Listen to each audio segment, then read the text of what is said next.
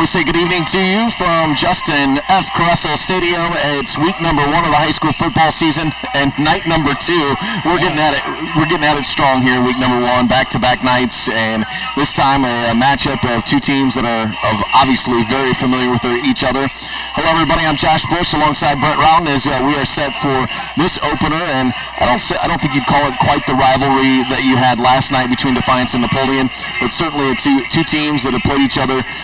This will be the 29th meeting between these two teams, and obviously a storied matchup between these two teams, and a Tinora team that's looking to start a new era under a brand new head coach for the first time in a long time, and a Liberty Center program who graduated a very strong class last year, and they're looking to kind of continue rolling right along. Yeah, I mean, we talk about the rivalry we saw last night a little bit in comparison to tonight. Maybe not as big, not as followed in the area as much, but these are two of the better programs, have been for years throughout, Northwest Ohio. So anytime you get two good programs matching up. Justin F. Caressel Stadium. We're going to take a quick timeout. When we come back, we'll start to break down these two teams. We're going to look at the Tinora Rams. We'll look at the Liberty Center Tigers. More to come. Our Strady Center for the Arts pregame show on DCTV Sports.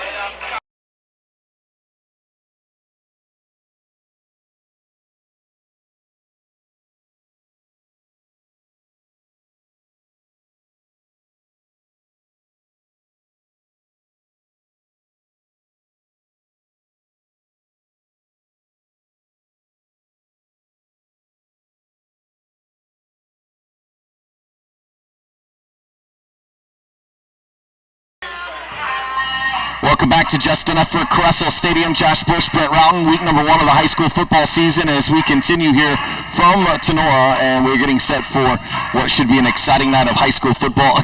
Just like last night, Brent, it certainly does not feel like it's high school football season, at least not week number 1, because you think middle of August like this, it should be 100 degrees, and here it is, a nice, almost like you said last night, I think week 7 is what you referenced. Week 7 was.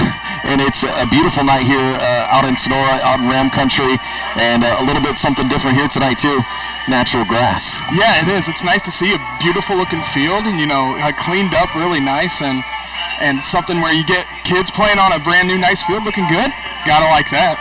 Well, there'll be some laundry to do after tonight. That's for sure. There's no doubt about that. Let's take a look at the Tinora Rams here as they come in under their first-year head coach Eric Becker, off a season last year where they finished 8-4. They were 5-2 in the Green Meadows Conference, which was tied for second place.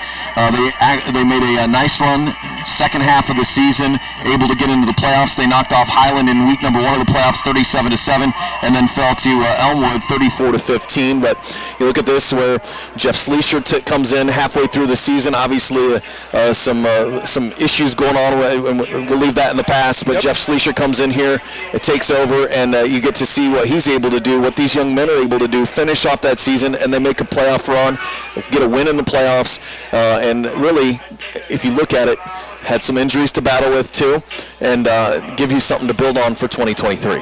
Yeah, there's no doubt Tinora, no shortness and adversity that they had to deal with last year, still had a good season. They, vaulting into that into that Division 5 a little bit last year, they ran into some tough company there in the playoffs, but were able to get going late, get into the playoffs, face some good competition, play good football. It's kind of what you see year in and year out at Tinora. So even with a little bit of a change. No stranger to this program, a longtime assistant here, played here. Actually, Kenny Cross took over in 1998. That happens to be the year that Eric Becker graduated from Tinora.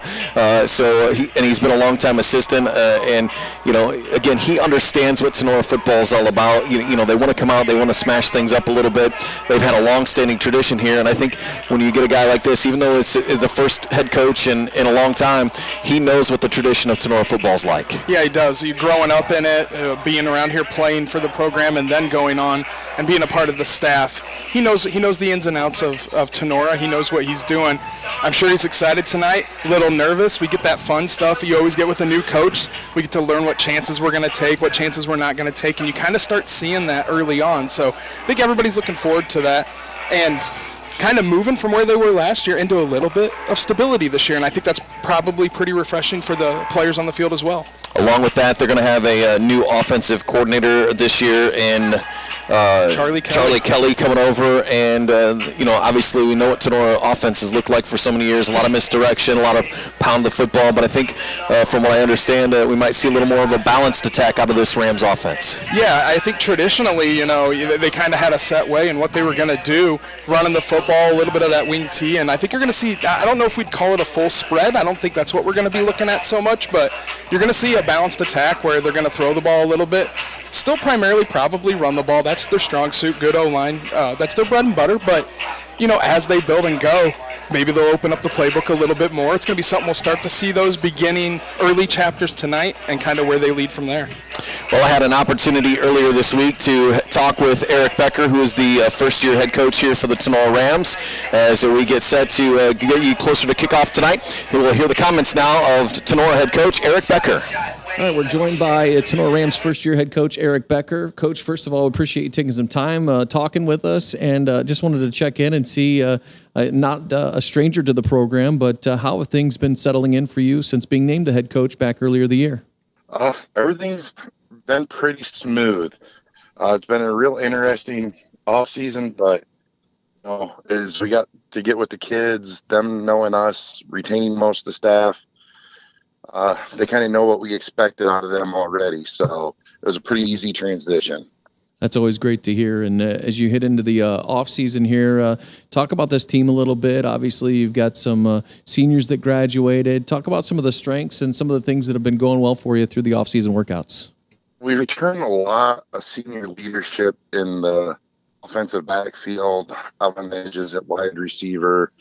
Our quarterback is junior, but he started, I think, the last 6 games of the year last year, 2 playoff games. So he got a lot of experience playing in some high-profile games at the end of the year last year. So we're pretty well off there. Well, let's flip it over. I know, as any coach will tell you, there's always things you're looking for. And, if you can kind of look at this team, what's an area or two that you are kind of hoping that would maybe be a little bit further along than where it is, or some things that you could improve on early in the season? Right now it's just getting quality backups, get some extra. We need to call on them. They can go in and perform. Well, obviously a nice run last year, some good things to build off of there. And, when you talk about heading into the playoffs, what are, those are reps and like you said, some high profile games. What does that do for some of these younger kids? They see that level of play. They see some of that expectation. How has that kind of transitioned over into the off season? Making the playoffs is always a great thing. Not only is it playing games, but it's extra practices for the younger kids to learn and develop. Now, we have changed some things offensively, but at the end of the day, it's still Tinora football and getting the kids ready. So I think they've adapted to it pretty well. Well, obviously the Green Meadows Conference is been nice and strong and pretty balanced over the years. What are you seeing out of some of the other teams that you're going to play against this year in the league? Antwerp's going to be up there. They're reigning league champs. Everything rolls through them. You're going to have to be on top of your game. There's not going to be an easy week this year. Trace is returning a real senior-laden class. They got a lot of kids out. Ayersville's got a lot of experience coming back.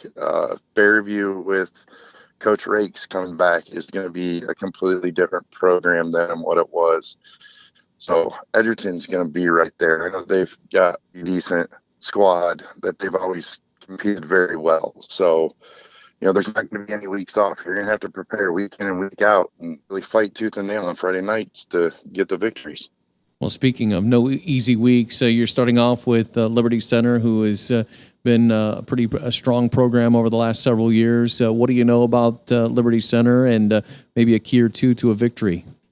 Liberty's Liberty. I don't know if there's much more to say about them than that. If you look around Northwest Ohio, or pretty much the entire state, they're what you want your program to be. A lot of kids out.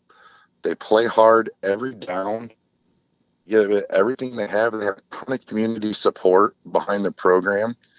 We've watched a ton of film and being on the staff and playing them for years. they do have some weaknesses now. They have very few. They're big, they're strong, they're fast, but we feel like there's a couple areas that we can exploit them in. Well, I appreciate you taking some time, and good luck with your first season, and appreciate you taking a few minutes. Good luck for the rest of the season. Thank you.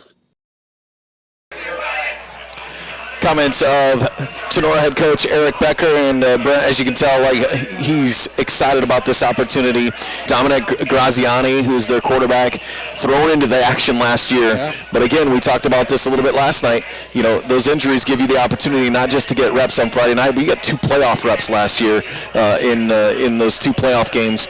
That means a lot. Also, Grady Gusweiler is going to be back, and they've got a trio of linebackers that have been 3-year starters on that defensive side of the ball. Yeah, for a team that graduated, I believe it was 8 starters, and 7 of which were on both sides. They seem to still be very senior laden and at the same time be pretty experienced. So, the quarterback play, you get that half a season. At the same time, you kind of feel like, when you play a couple playoff games and it's high leverage games, he's really in his second year. It's one of those for Dominic Graziani, a name we're going to say a lot tonight.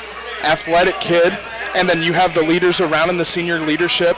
And really, you get that on both sides of the ball for Tinora. So it's an experienced team, but not an over-experienced team, and it's going to make it very second and third guy in, and so we'll see how that plays out here tonight as well. Our Strady Center for the Arts pregame show. We're going to take another quick break. When we come back, we'll talk about the opponent here tonight, the Liberty Center Tigers. More to come on our Strady Center for the Arts pregame show on DCTV Sports.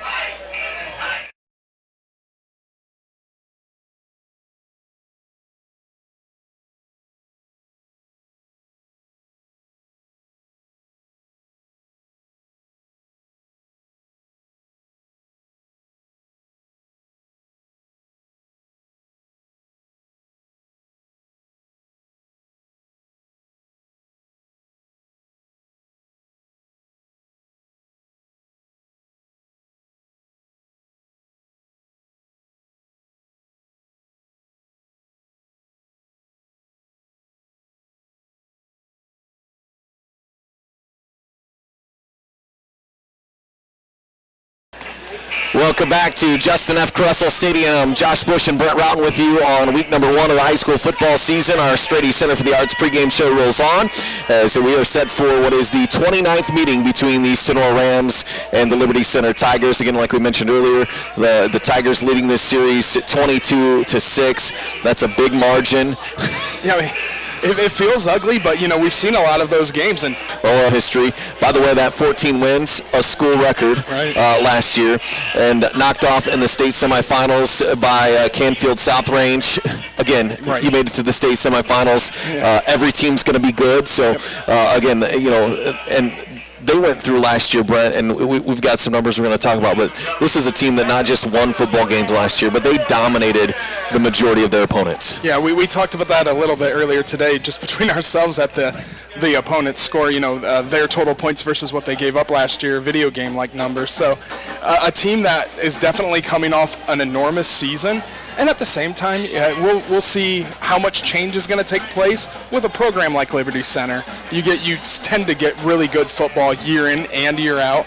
So will they fall off? It's certainly left to be seen, but it's one of those spots where you look at a team that was so good last year, hard for them to maintain that again this year. Well, the outscoring numbers that we talked about, the combined score for their 15 games last year, they outscored opponents 549 to 161. Wild. Which is crazy. Wild. And we're going to put this in better perspective. Of the 161 points that they gave up, 100 of those were in the playoffs. Yeah. So they gave up 61 points across, that's 6.1 points. That's not even a touchdown a game. This is a team, obviously, they graduated a big class last year. You got some big name kids on this roster from last year. Zane Zider was a two-way player at quarterback. He had a big year last year. You got to look at Owen Box, who was a big man up front on both sides of the football. He's not only a first-team All-Ohio, but he's going to play at the University of Findlay now. This is a team, Matthew Orr, 1,000-yard rusher last year for this squad. They had a lot of guys that they've got to figure out who's going to step in and fill those shoes. At the same time, though, when you're outscoring opponents 549 to 161. You have a lot of opportunities for those younger guys to get in and play some football too. Yeah, you look at last year with the scores being, lopsided as much as they were. A lot of the underclassmen that are stepping into roles this year have had a chance to play already and get good minutes in against good teams. So, inexperienced maybe from the standpoint of starts, maybe not as inexperienced as most teams when you have a lot of these kids that have been through quarters and quarters of play already on Friday night. Well, let's take a minute here. We had an opportunity earlier this week. Seventh-year head coach of the Liberty Center Tigers, Casey Moeller, had an opportunity to sit down and talk with Coach Moeller as we prepare for their matchup tonight against Tinora. All right, we're joined by all right, Coach, thanks for joining us as we get started here. Obviously coming off a tremendous season led by an outstanding senior class. Talk about how you've transitioned from that into the offseason. Well, you really tried to build off of it and, continue that momentum into the offseason and get kids to understand, why we had success and look at how hard those seniors worked and just, continue it. So that's kind of what our approach was. And I think for the last couple of years, we've kind of understood that the success we had in the postseason was directly related to the work that was put in the offseason. Well, as you look at this team moving forward into 2023, offensively, have you got some guys to replace? What is it going to look like for you on that offensive side of the ball? This year is going to be a little bit different, though, because, we have a new quarterback and a couple other new guys. And so, we've got to play to our strengths and not just try to do what we did last year because it worked, but understand that, why it worked is because we played to those guys' strengths. And we're not going to ask anybody to do too much, but just go out and execute our game plan. Defensively, how do things look as you head into the new season? Well, I think early in the season, our defense is going to have to be what we lean on. Typically, your defense is ahead of the offense early in the season. And we've got some pieces back to our defense that we really like. And, I think we should be solid up front. And hopefully that'll carry us until our back end gets a little bit more experience. As you look at the NWOAL this year, talk about what you see from some of these other schools you're going to be going up against. Well, I think the league is going to be as balanced as it's ever been. A lot of schools have returning lettermen back from teams that were very successful last year. Patrick Henry's got, a high-powered offense back with a lot of skill guys, quarterback, receivers. They're going to be dangerous. And then you look at Archibald, who, brings back almost their entire offense and defensive line on a group that was really, really tough last year.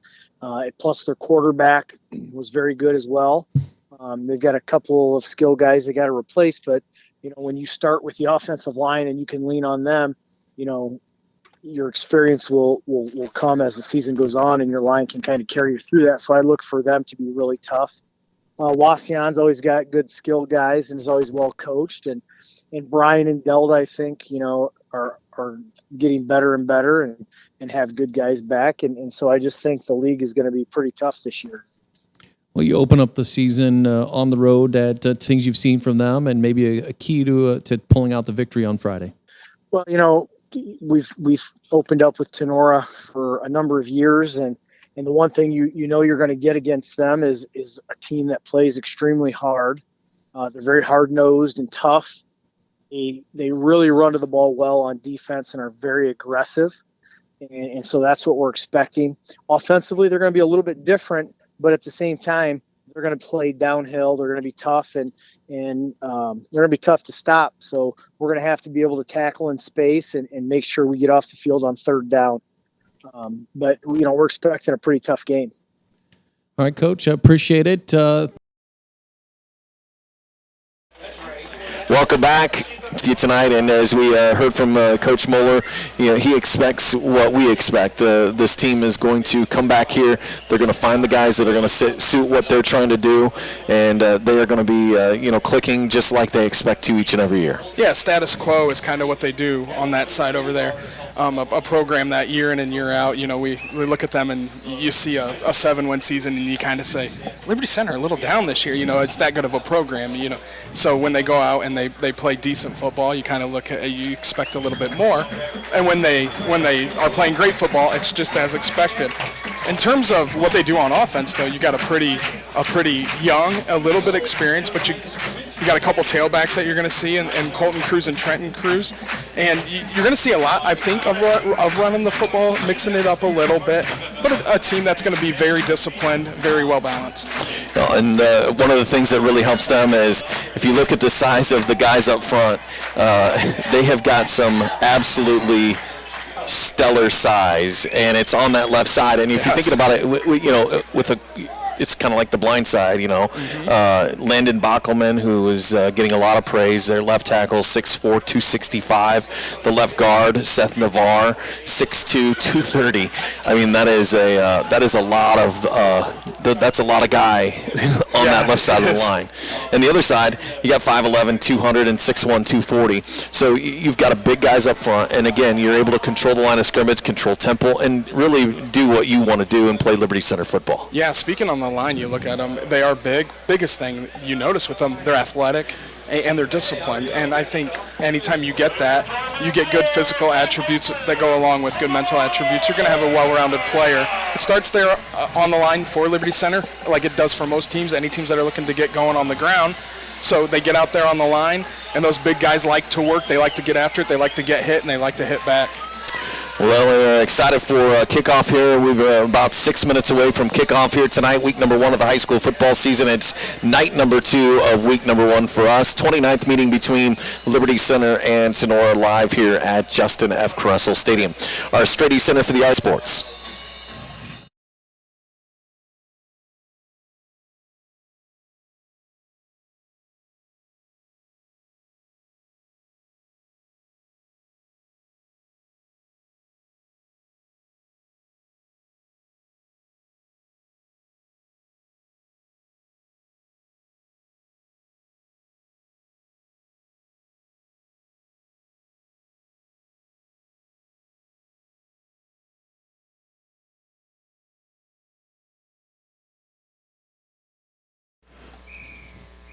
Welcome back to Tinora High School as we are set for the playing of our national anthem.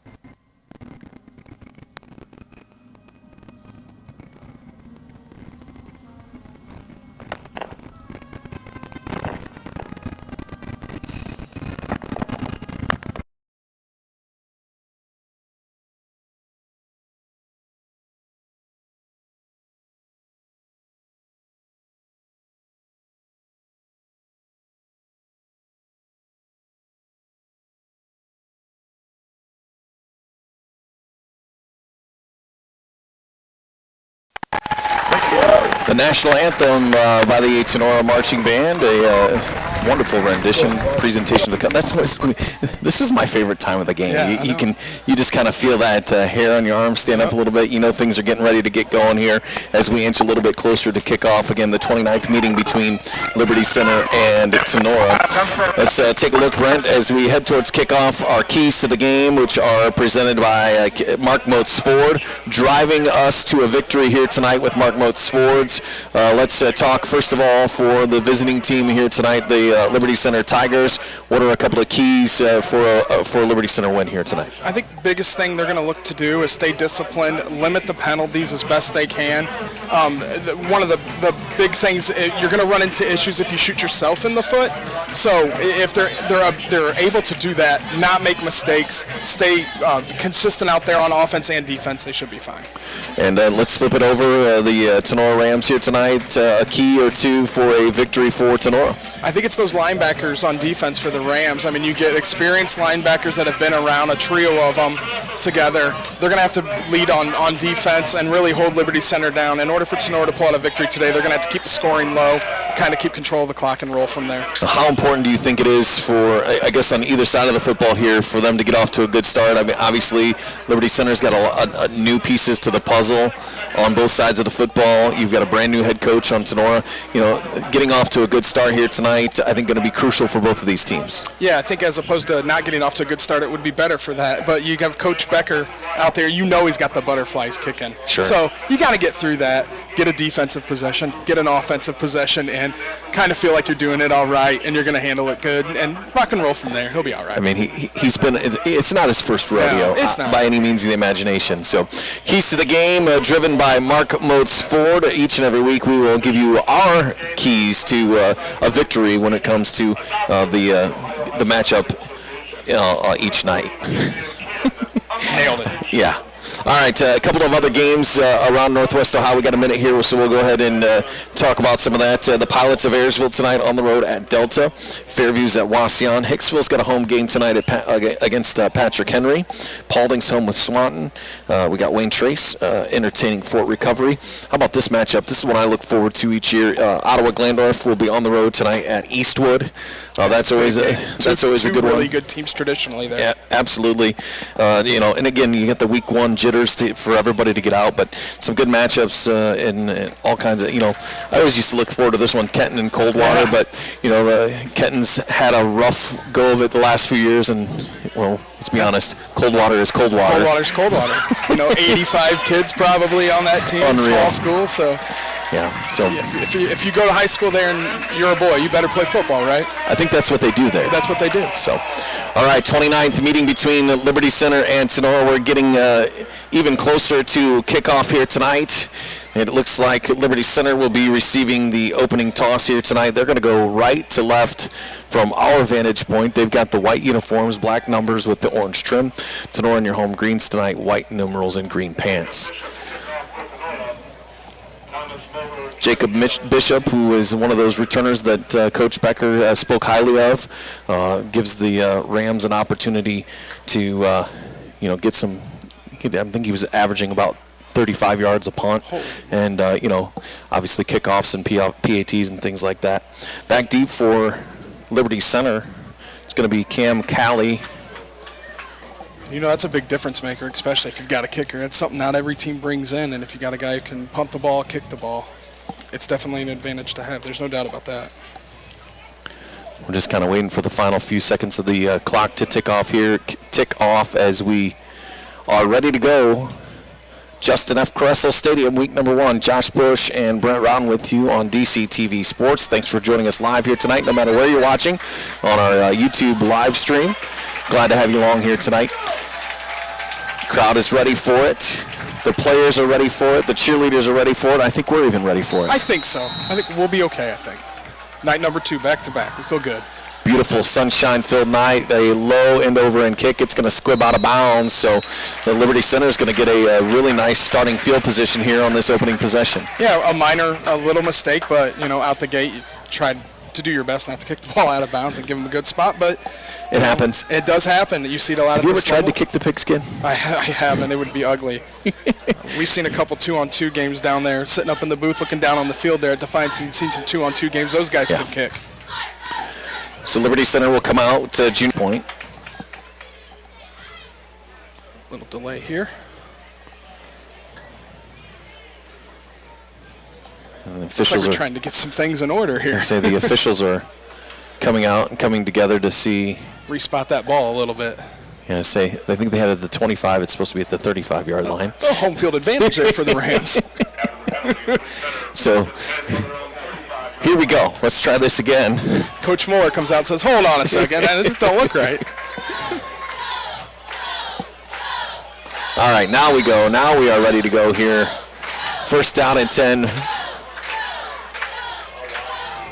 for Liberty Center. Shotgun formation with a single back to the left of Miller, and he will tuck it in and come back to throw, and he's got a wide open receiver across the middle. That's Colton Chambers, the senior wingback, and he will scamper all the way in for a Liberty Center touchdown. First play from scrimmage is a 65-yard touchdown pass from junior Grady Miller to the senior wingback Colton Chambers. Brent, he came across the middle there, found just a little slant route, and he found an open seam, and after he turned up the field, there was nobody behind him. Yeah, you see somebody get that wide open, you wonder what happened there at the line of scrimmage and at the point of attack. So you get behind the defense, catch the ball, and you got a little bit of speed, you're going to go, and that's exactly what happened there. You know, you can't really start off better for Liberty Center right there. One play, one touchdown. One play, one touchdown, nobody gets tackled, everybody's good. Speaking of returning special teams players, Ian Rosebrook, the junior kicker, on for the point after. The snap is on the ground, and they'll throw it up in the air, and it will be caught in the end zone. Big heads-up play there. The holder was able to dig that one out of the ground. Landon Amstutz, who is, I believe, number 2 on the depth chart for quarterback, and he, again, Jackson Bartles, the junior, able to just find an open space in there. Brent, that's one of those things you work on every once in a while. Yeah. In special teams, it's kind of like that jailbreak kind of thing. You know, just find an open spot, and it worked out here for Liberty Center. They're going to put an extra 2. Yeah, we always talk about you put those things on film. How often can you do them now? So you get right out the gate and show that one first, but when you feel good about it, spot you 8 points. You know, that's a heck of an advantage to get out right out, come out the gun like that. Well, obviously, if you're Coach Moeller, the one thing he's probably looking at is why is the snap rolling across the ground like it was. But again, you stay calm. You stay calm, and they're able to put that 2-point on there. So you've practiced that. You know when you get those snaps, you can roll into something and make something happen. And they look like they've definitely done it before. There's no doubt about that.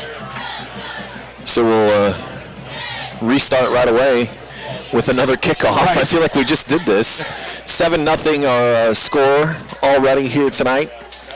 Rambo's going to look to strike back pretty quick. Or sorry, 8. Yeah. Our producer James in here took care of us there. He's Johnny on the spot. I tell you what, we got good ones up here, and then we got us. You know. Somebody's got to keep us straight. All right, so here we go. Rams will send Devin Llewellyn back.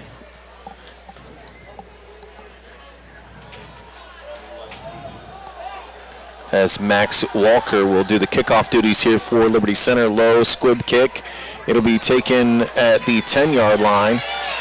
Brought out across the 20 for the Rams, but a penalty. Negate a little bit with the kickoff penalty on the Rams, and if they run into another one here, So we're going to get a holding penalty, so that will negate some decent starting field position. So now let's flip this back around now. If you're Coach Becker, obviously the first series of defense didn't go very well. What are you telling these Rams? Like, listen, let's just get out here, settle down, put a nice drive together. Stay composed. You send the offense out there. You want to match them as best you can. Get down the field, put a drive together, and see what you can come away with. I mean, we're definitely first play of the game, a touchdown. We're not ready to press the panic button quite yet, though. Dominic Graziani in shotgun formation. First down. He's looking to unload deep, and he's got a wide open receiver. It is caught out across midfield, hauled in by Owen Ackerman. Wow, what a pass play for the Rams on first down out into Liberty Center territory. That'll be a gain of 42 yards on first down. And we talked a little bit about Owen Ackerman there, the receiver grabbing the ball. He's a state champion in the old high jump. So you get a guy athletic on the outside, can go up and get the ball, has some speed. We saw it there. It created a little bit of space and moved the chains. Won that one-on-one matchup on the outside. First down here for the Rams, and they'll try a run up the middle and nothing doing.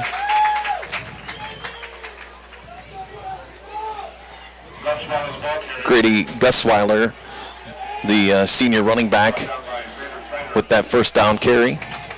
Actually going to lose, looks like about 2 yards.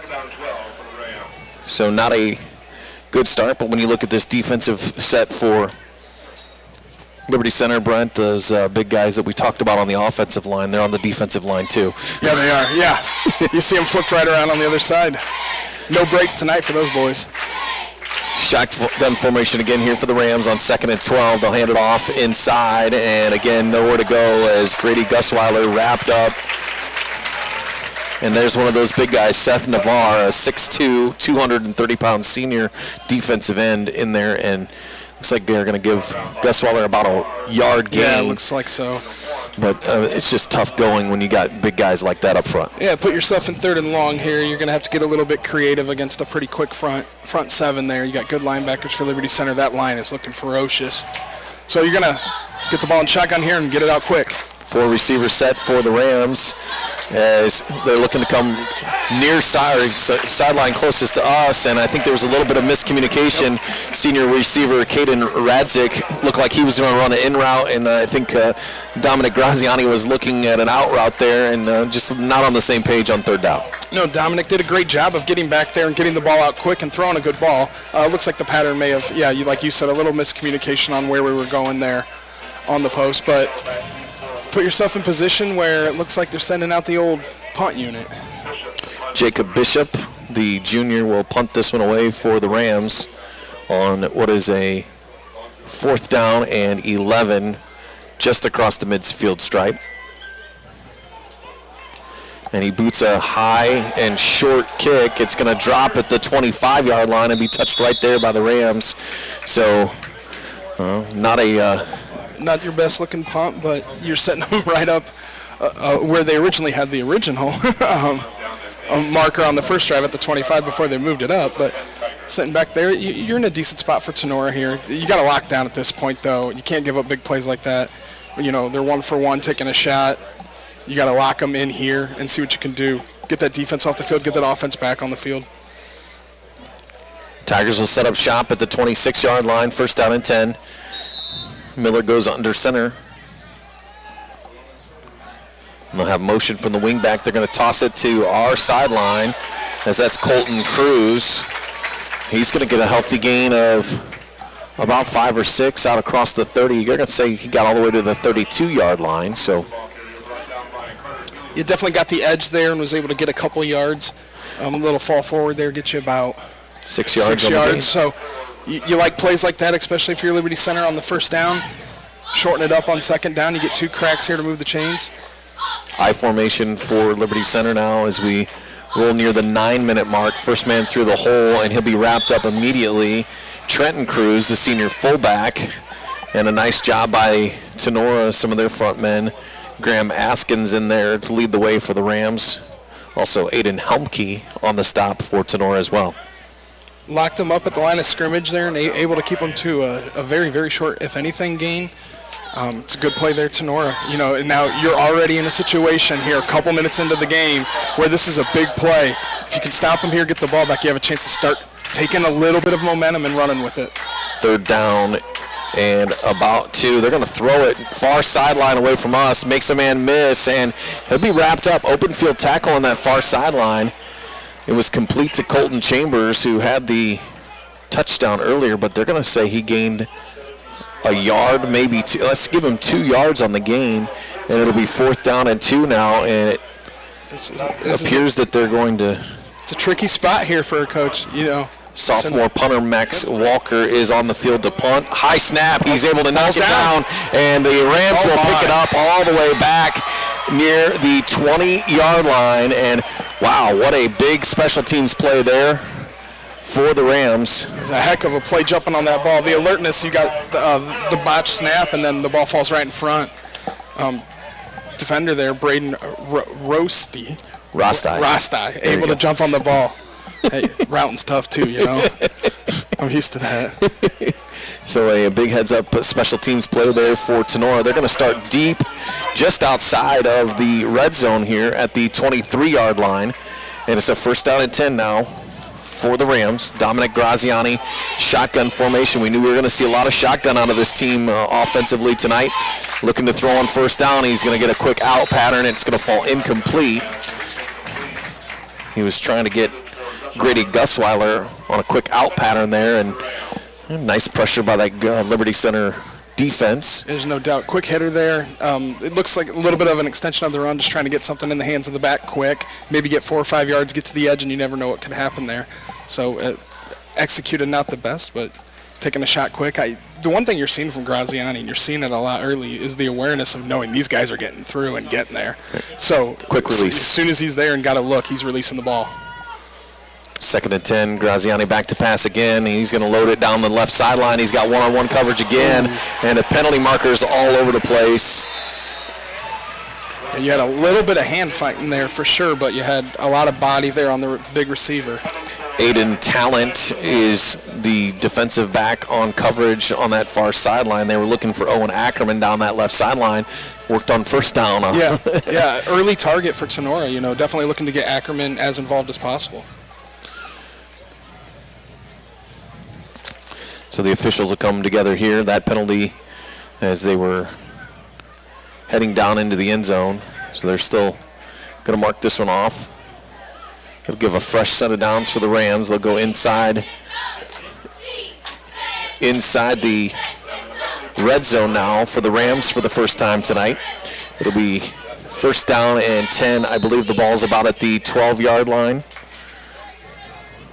And they'll run a jet sweep to the right side. It got some space along the edge there. Carter Gilliam coming in that end around and able to find a little space between there, and he's going to gain a solid gain inside the 5 to the 4-yard line. I tell you what, and that's a play you like there on first down. You just got the penalty, got a little bit of new life, and you get a positive yardage play right out the gate. A nice carry, got the edge, and picked up some solid yardage. 2nd down and 1 from the 4. They can get a first down here. And they'll try to hand it off the middle. No, it'll be capped by Graziani. Penalty marker comes in. I think you're exactly right. It looks like maybe a handful of face mask. Yeah, you saw the neck kind of jolt back there. And with the personal foul, you'll get a distance, but not going to get a lot of yardage here, but it's going to help you.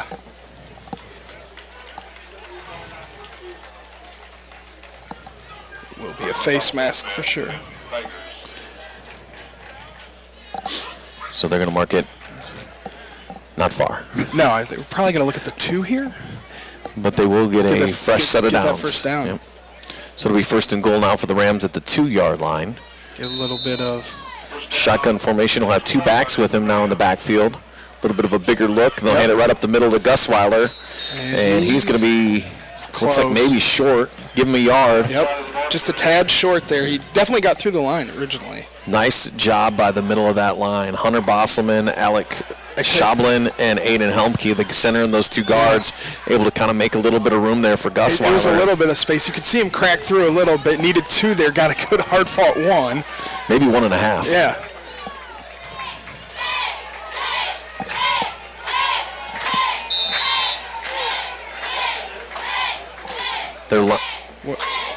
All right, so they're lining up for a field goal attempt here by Bishop.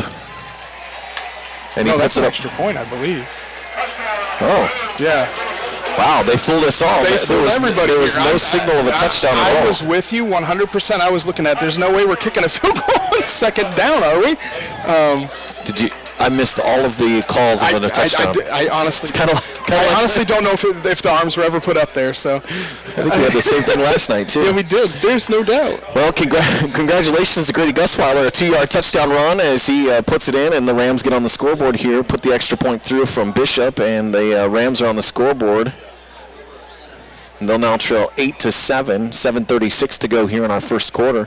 We apologize. Both of us guys. I was. We looked at each other. That was hilarious. We looked at each other and said, "What is going on? What are we doing?" But we get a little shut off at the angle here in the booth, so we'll blame it on that. We'll blame it on that. Had nothing to do with it, but we'll blame it on that. So the Rams able to get the. How important was that drive there for Eric Becker in this Tinora Rams team? Just huge. To go down the field, obviously the short field, you get in a position where you're like, we can squeeze 1 or 2 first downs out and punch it right in. We could big play it here and get it in. The pass interference helped. Then the short run, the face mask giving you an extra first down. You knew with first and goal at the 1.5, 2 yard line, they were going to do a couple attempts to punch it in, and apparently got through on that first one. Well, 8-7 now is the Tigers will have another shot at on offense here. Their 3rd attempt. They've had one that was one play for a touchdown. They've had one that was a punt, and they will go at it now here as the return will come out across the 10, and it'll be swallowed up as he heads across the 22-yard line. You can feel it a little bit here, a little bit of the old momentum. Thomas Moeller on the return for the Tigers, but some nice open field tackles there for the Rams. Yeah, there definitely was. Good coverage on it, a little bit better kick than what we've seen so far. So, the ability to pin them back near the 20. It looks like we're starting here at about the 22, 23-yard line.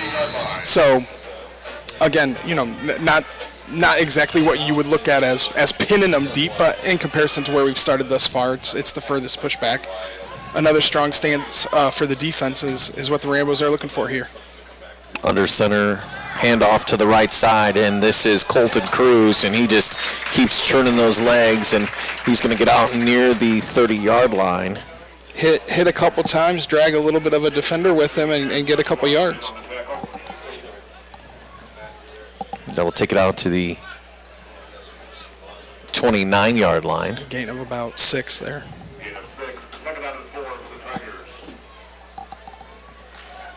Clock spinning at the 7-minute mark here of our opening quarter.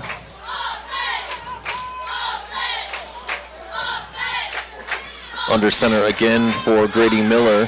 Going to give it up the middle and still churning. Nice tackling by the Rams. Very much good read there. Check the spot as Colton Cruz, again the ball carrier. And it looks like they're going to give the Tigers a first down. So move the sticks, spin the clock, 6:43 and rolling opening quarter. 1st and 10 for the Tigers at the 33-yard line. Motion, and Miller will hand it off the middle again. Second man through, this time Waylon Rentz upended as he crosses the 35-yard line out to the 37. So we'll give him a gain of about 5. You've seen definitely some mixed backs here from Liberty Center. They've got a few guys involved. They opened up with the big play, pass play, but since then they've stayed pretty steady to the ground game. 2 backs in the backfield for Miller again here on 2nd down, and he's going to keep it this time looking to throw. He's got a man, and he just overshoots him. A wide open Brooks Bainfeld was crossing into Tinora territory, and that was just a overthrown ball by Grady Miller. Yeah, it was. You could tell as soon as he let go of the ball there, he was probably looking to grab it and pull it back. It was sailing on him early, and not a lot of chances to make a play at all there. Big 3rd down here for both of these squads is obviously if you're at Liberty Center, you want to keep things going. Tinora would love to get the offense back on the field. 3rd down and 7, shotgun formation with 2 backs, and they will hand it off in the backfield and just nowhere to go. Nice job by the Tinora defense. Waylon Rentz, again, your ball carrier. He's going to gain, well, they're going to say lost a yard. Yep. And that'll bring up a 4th down and I'm going to say a long 7 now, maybe 8 yards. And that will bring the punting unit onto the field again. I remember, Brent, the last time when this situation, about the same spot on the field, the snap was high. Walter was able to knock it down, but Tinora defenders all over it and got a short field to work with for the offense. Yeah, and you're looking for that. The Tinora capitalizing on mistakes, going to look to do it again. Booming kick, fielded inside the 30-yard line and brought out across the 30-yard line. Trenton DeLarber on the return for the Rams, and another flag on the play. For some reason, I thought that looked like a corn husk down there, but not quite seasonal. Not quite that seasonal yet for that. So that penalty on the Liberty Center sideline. It's going to be a block in the back against Tinora. So again, special teams penalties. I think we've had one just about every play, other than that fumbled punt. Yep, the botched punt down here. Yeah, you want to clean that up. The discipline level there, it's showing a little bit. But when you get week 1, quarter 1 of week 1, sure. You're going to have kinks to work through. I don't think this is very. You can't tell yet if it's indicative of what this team's going to look like on special teams. But they're making some mistakes, and you have a chance to clean that up, look at it and work on some things, and instead of pushing your team back, can keep the ball moving in the right direction. I think that's a good thing. I think it's good. I think it's all right. That's why we're here, right? Yeah. That's why we're here. So the penalty pushes it all the way back inside the 30 to the 28-yard line. First down and 10 for the Rams. Graziani will come out with Joey Geisinger in the backfield with him in a 3-receiver set. And they will hand it off up the middle. Geisinger's got a little bit of space. He'll be hit, and he pushes the pile forward, across the 30-yard line. Those pushes, we talked about it last night. Yep. There's an extra 2 or 3 yards on the back of that, just pushing the pile. Colton Cruz, senior linebacker for Liberty Center, the first man to hit him. But, again, out across the 30-yard line and give him a whole 5 yards on that. We get to say Cruz a lot, you know. There's We're a lot going to say of Cruz a lot tonight. 2nd and 5 from the 33. Clock spinning under 4.5 to go in our opening quarter. And it'll be another handoff up the middle. Geisinger, the ball carrier once again. He's going to pick up a couple. I don't think he quite got to the 35. Xander Zeider, the junior defensive lineman, in on the stop for Liberty Center. And this will be a big third down play here for the Rams offense. There's no doubt. They've mixed the ball up quite a bit. You know, you see the shotgun formation pretty heavy, but they've ran out of that. They've thrown a little bit. They've stayed pretty steady to the ground here early. A big 3rd and 4 here over the middle, and it's caught by Gusweiler. He's going to go out across the 40. He's going to have enough for Rams first down, and this drive will stay alive as he makes it all the way out to the 43-yard line. It's a pickup of 9 for Gusweiler, and you kind of saw him, Brent. He found a little spot in that zone. He's waving his hands around going, hey, get me the ball. And nice job there by Dominic Graziani to find his receiver, knew where the sticks were. They get the first down. Yeah, there's no doubt. You sit there when you see that zone defense, and you try to find a spot, and as soon as you land in it, you want the ball arriving there, and that's exactly what happened. Graziani and Gusweiler, good timing there. 1st and 10, back to throw again. He's going to go across the middle. That ball almost picked off. Nice heads-up play there. Yeah, almost. Landon Cruz. No doubt you said almost picked off. It was almost picked off and then almost caught on the tip. Yep. So good double coverage, but still a good ball put right on him. Just had an extra pair of arms in there to knock it away. So 2nd down at 10 now. Clock stops. 3:22 to play opening quarter. Again, new look here for this Tinora Rams offense. Like we said, Charlie Kelly, the new offensive coordinator, going to bring a lot of that shotgun formation, mixing in a lot of throwing, and very balanced attack here today as he fumbles the snap. And we'll see who comes out on top of it. It was definitely close. Staying here. Nice heads up there play by Joey Geisinger to just fall on that, as it almost looked like Graziani kind of turned to look to his back before he had control of that football. Yep. And it's one of those, I don't want to say young mistakes, but half a season as a start, you got to make sure you have possession of that football. Things going fast on offense. You're concerned with that line cracking through and getting after you. You're moving maybe a half step ahead of what you should be there, and started to turn to hand it off before the ball was properly secured. Big 3rd down here, 3rd and 14. Graziani's got a receiver on the Liberty Center sideline. It's going to fall incomplete as he was looking for Caden Radzik, and maybe a little bit out of his reach. Nice effort there by that young man, but it'll fall incomplete, and it'll bring out the Tinora punt unit. Yeah, close there. It's definitely a nice play. You're looking pretty short of the first down, even with a completion there. But, looking for a high percentage catch. Just throwing out in front of him a little bit. Radzik wasn't able to dive down there and get that.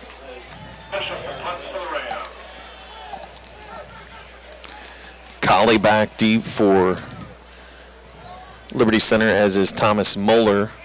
As Jacob Bishop is on the punt, he'll be standing in his own 25-yard line. Good snap and a high booming kick. A much better punt this time, and it will be fielded out across the 25 to the 30-yard line by Cam Cowley. And a nice coverage there by the Tinora Rams. Yeah, Ram coverage there. We talked a little bit earlier about some special teams mishaps, but really nice coverage there to get downfield and protect that punt. That might have been their cleanest special teams play of the night. I think so, yeah. We talked about the positive play with the botched punt earlier, but that was a little bit on your opponent's hand. So to get good coverage there and protect that, not give up much of a return, it's a good sign. Tigers will take over at their own 28-yard line. A first down run here for Colton Cruz. He breaks across the right side, cuts it back up the middle, still breaking tackles out across the 35 near the 40-yard line. They're going to give him 11 yards on the carry and another first down. Tough running. You are right. He broke a couple of tackles, kept the legs churning, and a little cutback there at about 8 yards. And that's a big fella to be cut back. 6 foot 190. Yeah, moving like that. I mean, this is Northwest Ohio football. You can pound it, and let the tough kid back there handle it. 1st and 10 now, once again for Liberty Center as they change the offensive set. 2 backs in the backfield behind Miller, under center. And he will keep it, rolls out to his left, looking for an open receiver. Trenton Cruz was kind of out in front, had maybe a step on Brandon Ronstein, but not able to get that pass where it needed to be, falls incomplete. Yeah, definitely a good look there. Just a little bit overshot the receiver and set you in a position for 2nd down and long. Final 2 minutes of our opening quarter here tonight. A 2nd down and 10 play here from their own 39 for Liberty Center.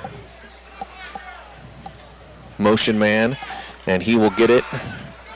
Sweeping around, that is Colton Chambers, the ball carrier, the wing back. He'll go across the 40-yard line to the 41, so give him 3 yards for Colton Chambers, or a long 2. We'll call it 3. We'll call that 3. I think so, too. Chambers, the big play earlier with the big touchdown, getting involved a little bit behind the line of scrimmage and out in front of it. You can definitely see a little bit of evenly matched here, although it seems Liberty Center has a little bit of size advantage. Tenora's playing tough, and they're hanging with them. Here we go. Botch snap on the shotgun snap, and he is in all kinds of trouble. Big heads-up play there by the Tinora defense, and give credit where credit is due. Joey Geisinger shot through there, saw that the ball was on the ground, and Miller had nowhere to go with it. Yeah, there's no doubt. I mean, read it perfect. As soon as that ball hit the ground, it was jailhouse break back into that backfield to secure the ball and then secure the tackler. So a big-time loss there is going to bring up, what are we at, our 3rd punt situation in the first quarter for Liberty Center? They'll lose 12 on the fumbled snap, and that will bring Max Walker on to punt once again. Final 30 seconds of our opening quarter. Pressure from the Rams. They're able to get it off, and the return guys will let it roll. They're going to get a Liberty Center hop down inside the 35, and it'll be down at the 30-yard line. So 19 seconds to go, opening quarter. Liberty Center 8, Tinora 7.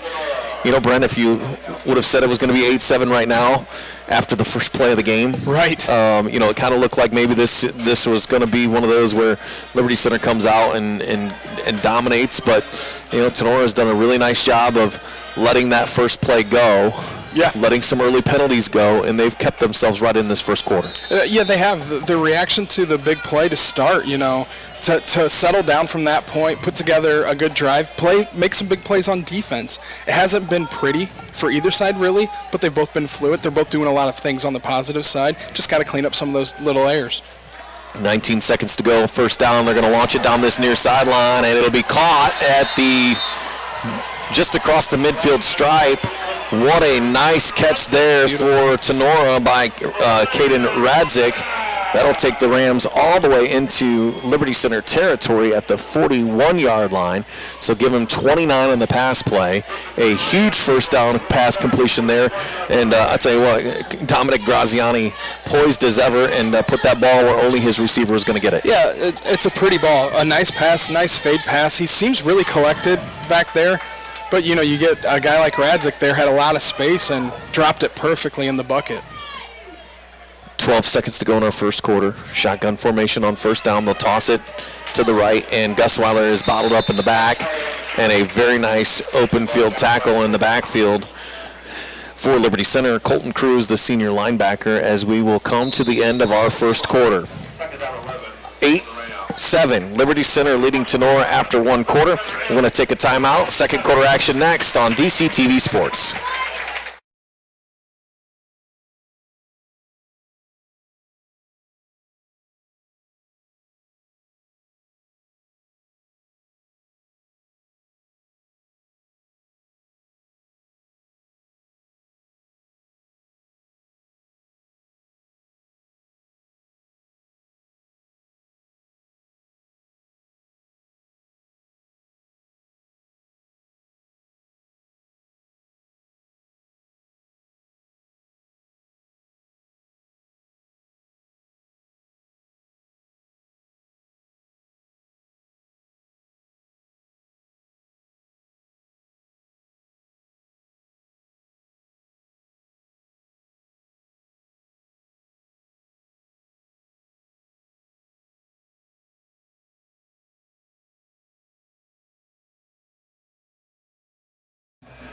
Welcome back to Justin F. Kressel Stadium. Josh Bush, Brent Routon, 8-7 Liberty Center. The 1-point lead here after 1 quarter of play. And I'll tell you what, like we said going into the break there, Tinora had some rough go of it in the first few minutes of this ball game, able to stick with it, clean things up, and here we go. We got a 1-point game. Yeah, from our perspective, you see that big first play, and you're saying it could get ugly tonight, But you saw the reaction from there.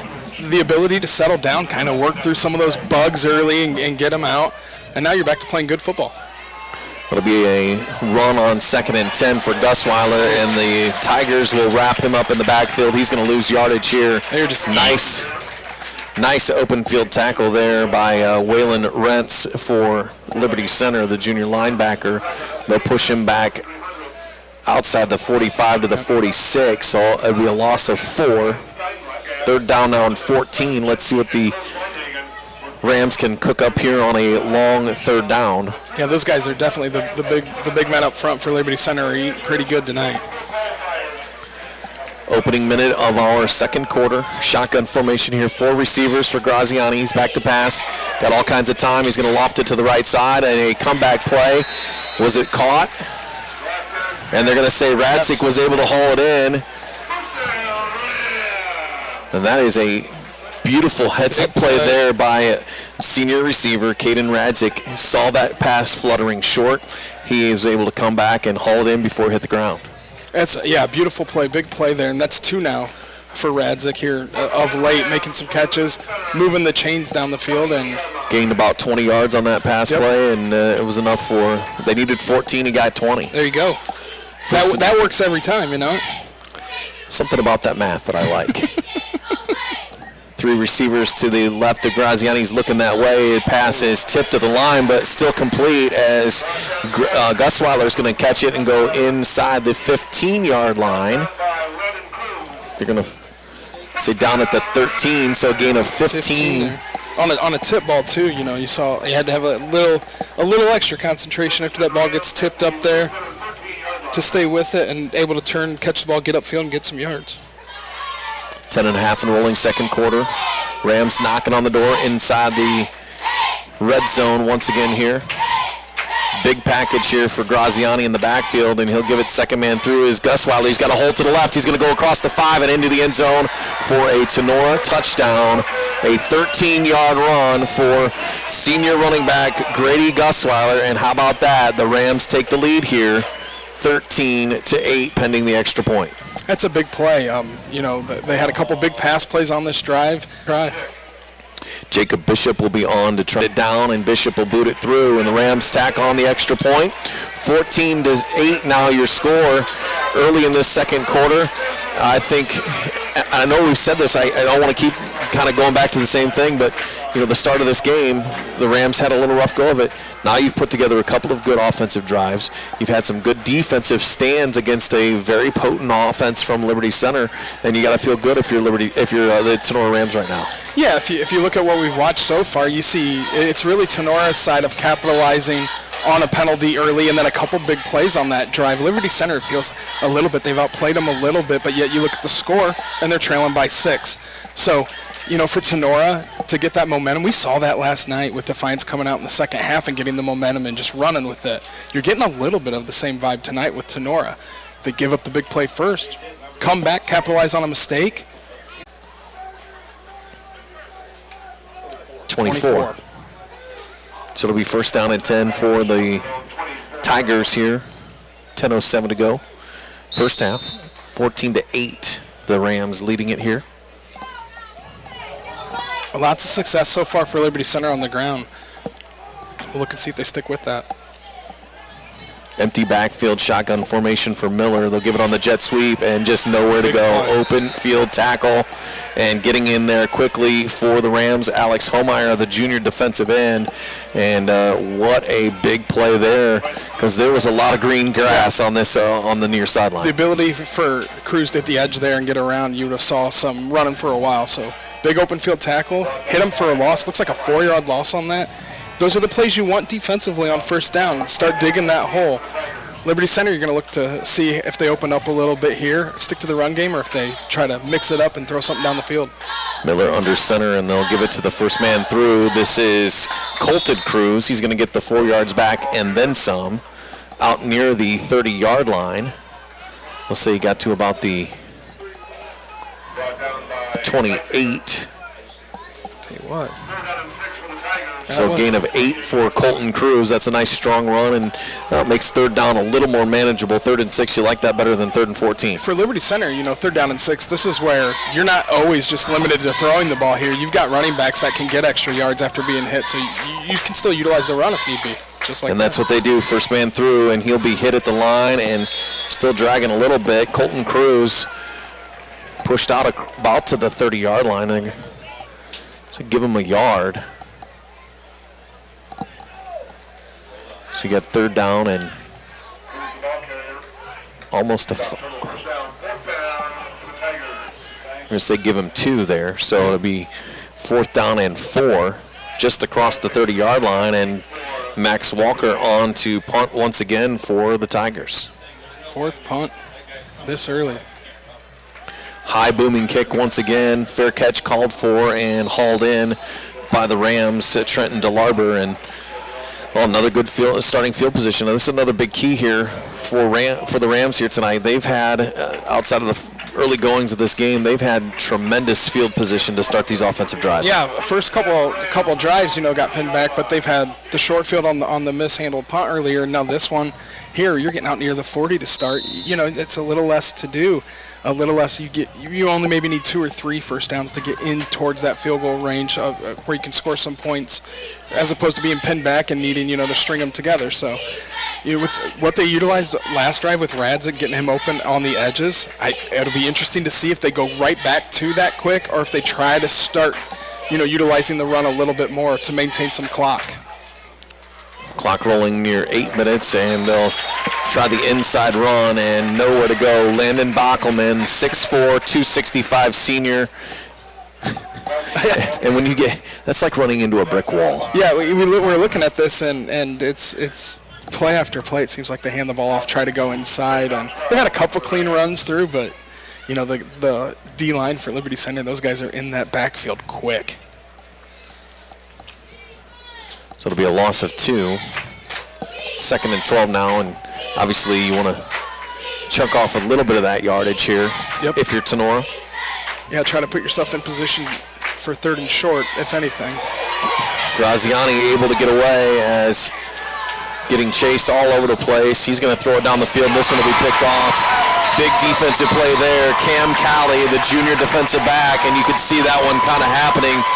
Caden Radzik over there, but for Graziani, way too much time there, and you hold it, you're scrambling, and again, give credit, Landon Bockelman was in there, chased him near sideline, and just an ill-advised throw late in the play. Yeah, it was. Telegraphed the pass a little bit. It was dealing with rolling out of the pocket and some pressure coming from the backside, so he was going to get rid of the ball quick, as he's been doing. Once he went out, it looked like just a little bit of an ill-advised throw. It didn't quite lead the receiver, led the defensive back more than anything, and it was an easy interception. 1st and 10 from the 35 now as Liberty Center comes out. Miller is under center, and he'll give it 2nd man through. This is Colton Cruz, and he's got a hole. Breaks across the 45 out near the 50-yard line. You get Trenton DeLarber on the stop for Tinora, but a big gain out near the midfield stripe to the 49-yard line. Yeah, you're getting a little bit of what we just talked about with Tinora grabbing that momentum. We're getting that a little bit feeling right now with Liberty Center. So we'll see if they can keep it going here. Clock spinning, 7 minutes and rolling before halftime. Miller under center, 2 backs in the backfield. Will we see another run here? We sure do. And 2nd man through this time is Trenton Cruz, and he'll go across the midfield stripe all the way down to the 44-yard line. It's been a steady diet of handing the ball off. They've picked their spot, continue moving the ball forward while getting hit. And give credit where credit's due. Down in the trenches, The big men up front for Liberty Center pushing guys around. They'll run it again. They'll keep it right on the ground. This will be near the 1st down marker. It's going to be close. Yep, they're moving them. Colton Cruz, the ball carrier this time. Needed 2, give him 3. starting 2.5 maybe. 2.5 or so, yeah. Needed 2. He got enough, right? You know, he got what he needed there to move the sticks. You're definitely feeling a little more cohesion, I think, with the Liberty Center offense. You know, settled down a little bit. Settled down. They had you feel like they're going out there running plays with a purpose, and you like to see that. First man through this time is Trenton Cruz, and he's going to barrel forward. He's going to get about 4, maybe 5 yards. But again, you're seeing that this is what Liberty Center does to you. They use their size, they use their strength, and they're just running downhill right now. And I think you see that there's a calmness on that side of the ball. They're trailing in the game. It doesn't feel like it. You know, they're pretty collected as an offensive group as a whole. That starts with that quarterback and those 2 backs back there, and utilizing what you're good at, where you're strong. You know, keep it on the ground once again, but a nice job by the Tinora defense. Now I think they've kind of realized that they're getting a heavy dose of the Cruz boys up the middle, although that was Waylon Wentz on the carry for. Wentz has definitely mixed in a couple times. Give him a yard. You're seeing some spread out. There's no doubt you're seeing spread out going to some ball carriers, though. Well, this is a big third down for this Liberty Center offense. They have struggled. They haven't been able to stay on the field here. You could be in 4-down territory. It could be. They've been willing to punt on most situations, but you're close here. 4.5 to go before halftime, and they'll give it to Cruz. Left side, he's going to be close. Real close. It's going to depend on the spot. Nice open field tackle by Trenton DeLarber. And he got just enough at the 30-yard line. Needed 5, got 5 point. Yeah. Needed 5, got 5.2. Yeah, I know what you're saying. Yeah. So, but a nice job there. I thought Trenton DeLarber came up from his corner spot, put a nice hit on him, and if he could have got there maybe a step early. Stuck him right at the first down marker. You just kind of knew where were they going to spot it, who was going to get the extra football, which side of it. And we're going to have a Tinora timeout here. And we'll take it with him. 4:04 to go here in our second quarter. Tinora leading Liberty Center 14-8. We're back with more next on DCTV Sports.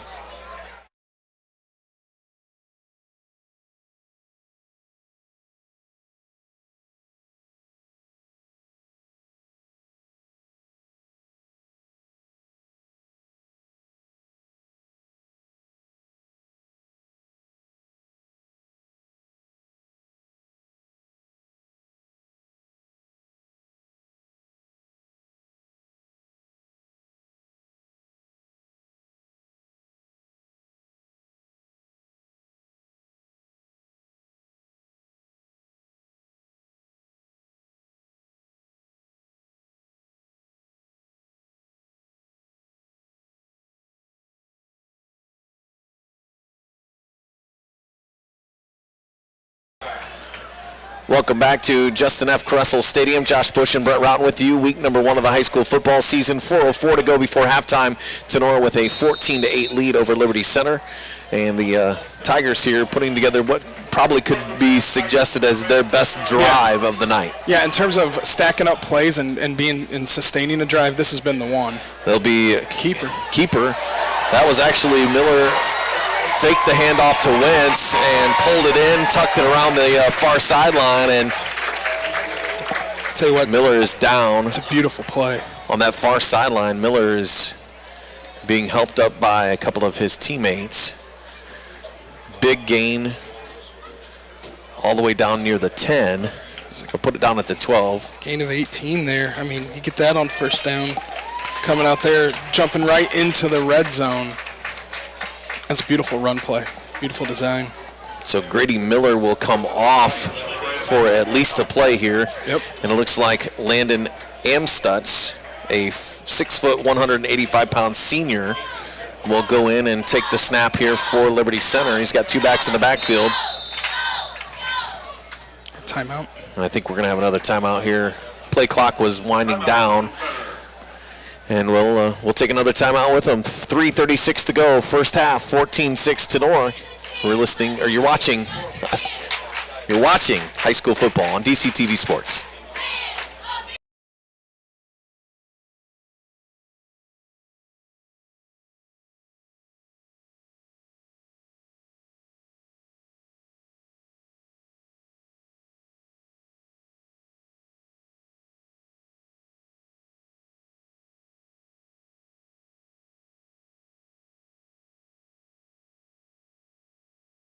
center. Stick with your guy. It'll be second man through. Nice defensive play here by the Rams. In the backfield quickly, that was Joey Geisinger.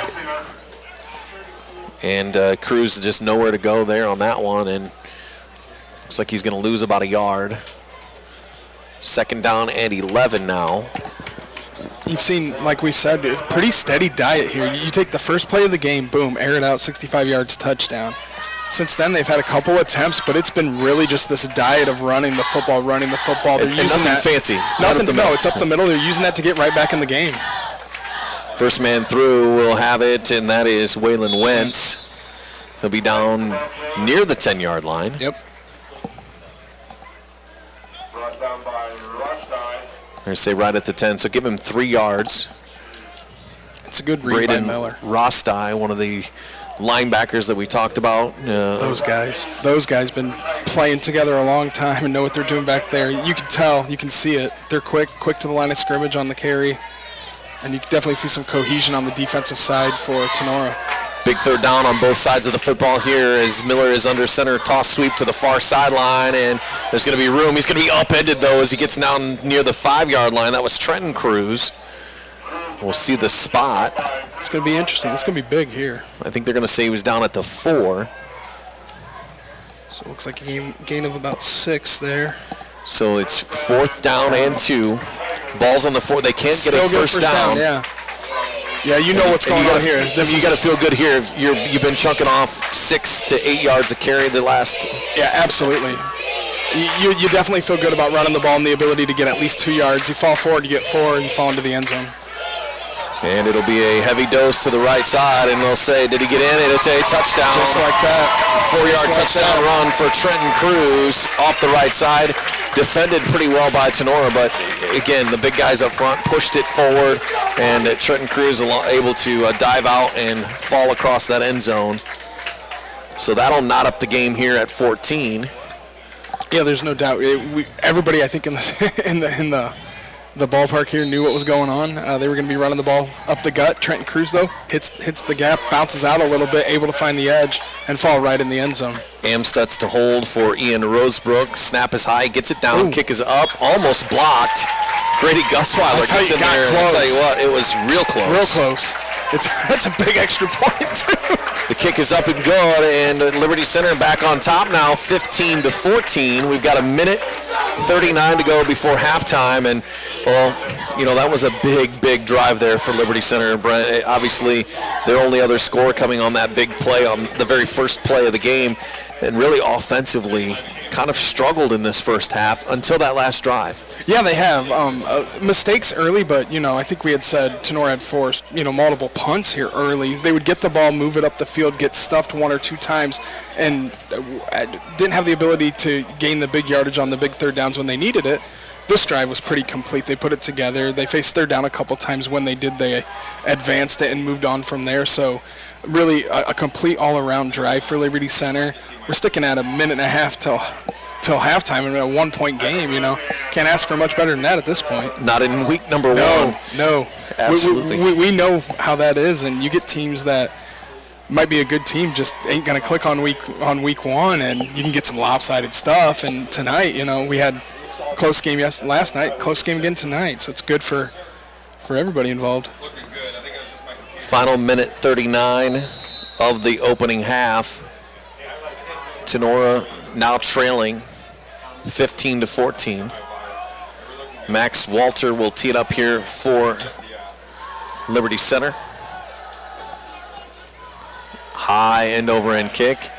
It'll be taken by one of the up men. I think that's Gusweiler. Yep. He'll come out across the 25 and be spun down the 26-yard line. So minute 33 to go. 2 timeouts left here for this Tinora offense. It'd be interesting to see. I think, Brent kind of look at this first down play and kind of get an idea of what they're looking to do. Yeah. You can't be too conservative here, though, because look at Liberty Center. They've got 2 timeouts as well. They can easily, stop it and get the ball back and look to put some points on before halftime. Minute 33, 2 timeouts. Clock stops momentarily there on chain movement. There's plenty of time here. If you can stretch a couple together, especially if you've got a little bit of confidence in the kicking game, you're looking at 40, 45 yards, and you're in position where you could at least take a shot, to take a kick, to take the lead.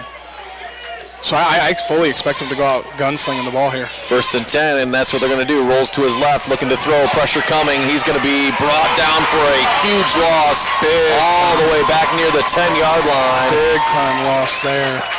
You're going to spot it at about the... And just esports.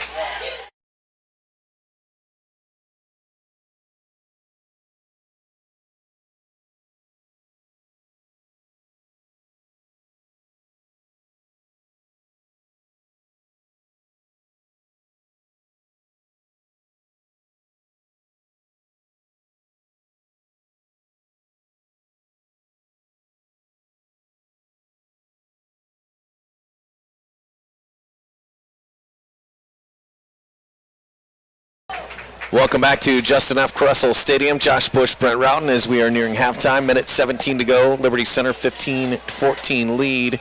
A huge first down defensive play there by Liberty Center. Yeah, let's see if the second play here is a little more conservative. They're going to throw. 2nd down and long. He's going to go across the middle, and he's got a wide open receiver all the way out near the 30-yard line. Carter Gilliam, the senior, able to haul that one in. Going to be short of the first down. It was it was 2nd down and forever. 2nd down and 23 there. Clock still spinning. Minute 58 seconds now. Tinora quick to the line. It's 3rd down and 7 now out at the 29-yard line. And Graziani's looking to throw again back in the pocket.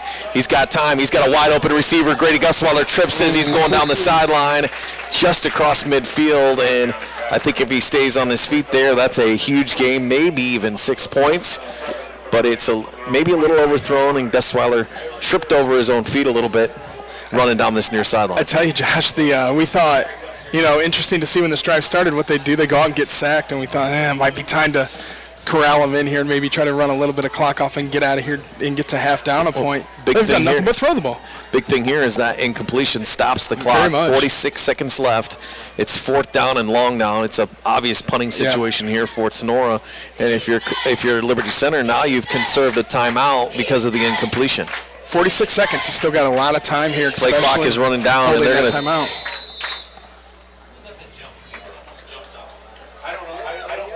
And see what happens here. Are they going to flag? The play clock had expired. It's just a matter of, did anybody get a time off? Nope, nobody got a time off. And Eric Becker is not happy on that Tinora sideline. I'm not sure if he was trying to get a timeout called over there. But nonetheless, delay of game called. It's a 5-yard penalty against Tinora. It'll back him up. And now back at the 24-yard line, you're looking for a clean punt here. Yeah, you got to get the ball off. Absolutely have to get the ball off here. 2 men back deep in a high snap. He's able to get a high spiraling kick. It's going to hit short. It hits the ball's live. And it will be recovered by Tinora. One of the men down on coverage, and a big heads-up play there for the Rams. And that was Trenton DeLarber. Said that name quite a bit tonight. I tell you what, the Liberty Center really blocker with his back to the ball. It clipped him right on the arm and fell right down into DeLarber's lap, able to recover. And that works like a pass play for Tinora right there. 38 seconds left. Tinora still has 2 timeouts. Yeah, I mean. And now they've got a first down all the way down inside the 40 at the 37-yard line. And we're holding up a little bit here. It looks like the officials are discussing, and it was clear, I think, to everybody here that that ball hit a Liberty Center coverage man. Yep. Yeah, there's no doubt it did. All right, and there we go. First down for the Rams. They wanted to make sure. 37-yard line, 38 seconds to go. Tinora trails by 1. Graziana, shotgun formation, looks to throw, and his pass off the mark just a little bit. He was looking for Radzik. I think a great thought there. Working the sideline. Working the sideline a little bit. Yeah, it's what you're going to do here. 35 seconds. Still holding a couple timeouts. They have the ability to use the middle of the field. With 2 timeouts. With a couple stoppages, for sure. Graziani back to throw. He's looking for it all here. He's got a wobbly pass up, and it's going to fall incomplete. He was looking for Carter Gilliam. It's kind of caught there between Gilliam and Radzik. It looked like both guys could have converged a little bit there on the ball. Callie on coverage out there on that far sideline, and just, I don't know if it came out of the hand a little bit funny, but it kind of looked a little wobbly heading down the field. Yeah, it's a pretty safe throw from where the defenders were placed with his receivers. So he looks like he almost split the two in hopes that if one of them converges on there, they would be the only player that could possibly catch that ball. That was 6 points if it was caught. 28 seconds to go now. 3rd down and 10 for Tinora at the Liberty Center 37-yard line. And they will fake it. Graziani's going to keep it, try to get the first down with his own feet. And he's going to be short. It's going to be out near the 30-yard line, and the Tinora will burn 8 yards there. Tinora's going to burn one of their timeouts here. What do you think? Spotted at the 29, so give him 8 yards. So you've got a 4th down and 2 situation. A lot going on here. You look at the 29 timeout left, 4th and 2, 19 seconds. So we're dealing with the possibility. You got a couple. You got a 46-yard field goal. That's. I don't know for sure what the long was last year. Yeah, we for Jacob Bishop. We know how that goes. With high school football, 46 is a long way. Sometimes you got that player, and sometimes you don't.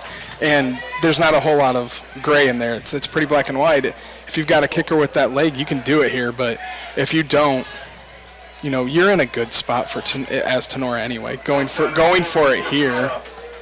With only 19 seconds and needing 2 yards, they're in a pretty generous spot. So here we go, 19 seconds to go, 4th down and 2. Graziana's going to throw, looking to go across to the sideline, and a pass high sails out of the reach of his intended receiver. He was looking for Carter Gilliam again, but it will be a turnover on downs. So Liberty Center will take over here at the 29-yard line. They've got 15 seconds to go. They're up by 1. I have to believe you're probably feeling good about maybe, just running it up the middle a little bit and heading into the locker room. Yeah, I think so too. With only a timeout, 15 seconds, and all that field to cover, they're going to do what they know how to do here and hand it right off and see how it plays out. And they might just be taking a knee. Yep, they're going to just go and be happy with that. I think everybody's content to head into the locker room here. We've reached halftime here at Tinora. It's the Liberty Center Tigers 15 and Tinora 14. But as we look at this first half, I know we mentioned it before, but not a clean start. If you're Tinora here, you have to feel great about the way that this half ended. But a lot of penalties, a lot of mistakes. But I think they did well, especially under first-year head coach Eric Becker. He's got to be happy with this first half. You've held, you're going in trailing 1 to Liberty Center in week number 1. Yeah, you look at the crux of how we got here to this score. Liberty Center leads by 1 because of a mistake on the extra point that they converted into a 2-point conversion. And then you have the Rams on that side who react after the big play to start the game, gain that momentum, put a couple scores up, and held on pretty tight, forcing Liberty Center multiple times to punt the ball. So Tenora's done a great job tonight of capitalizing on mistakes by the Tigers, and if those are cleaned up from the Liberty Center end, you feel like this might be a little bit of a different feel to this game. Oh, we've reached halftime. Our Strady Center for the Arts halftime show. We're going to take a timeout. When we come back, we'll get you some score updates. We'll talk stats. We'll check in with the band and all that coming up here at halftime on DC TV Sports.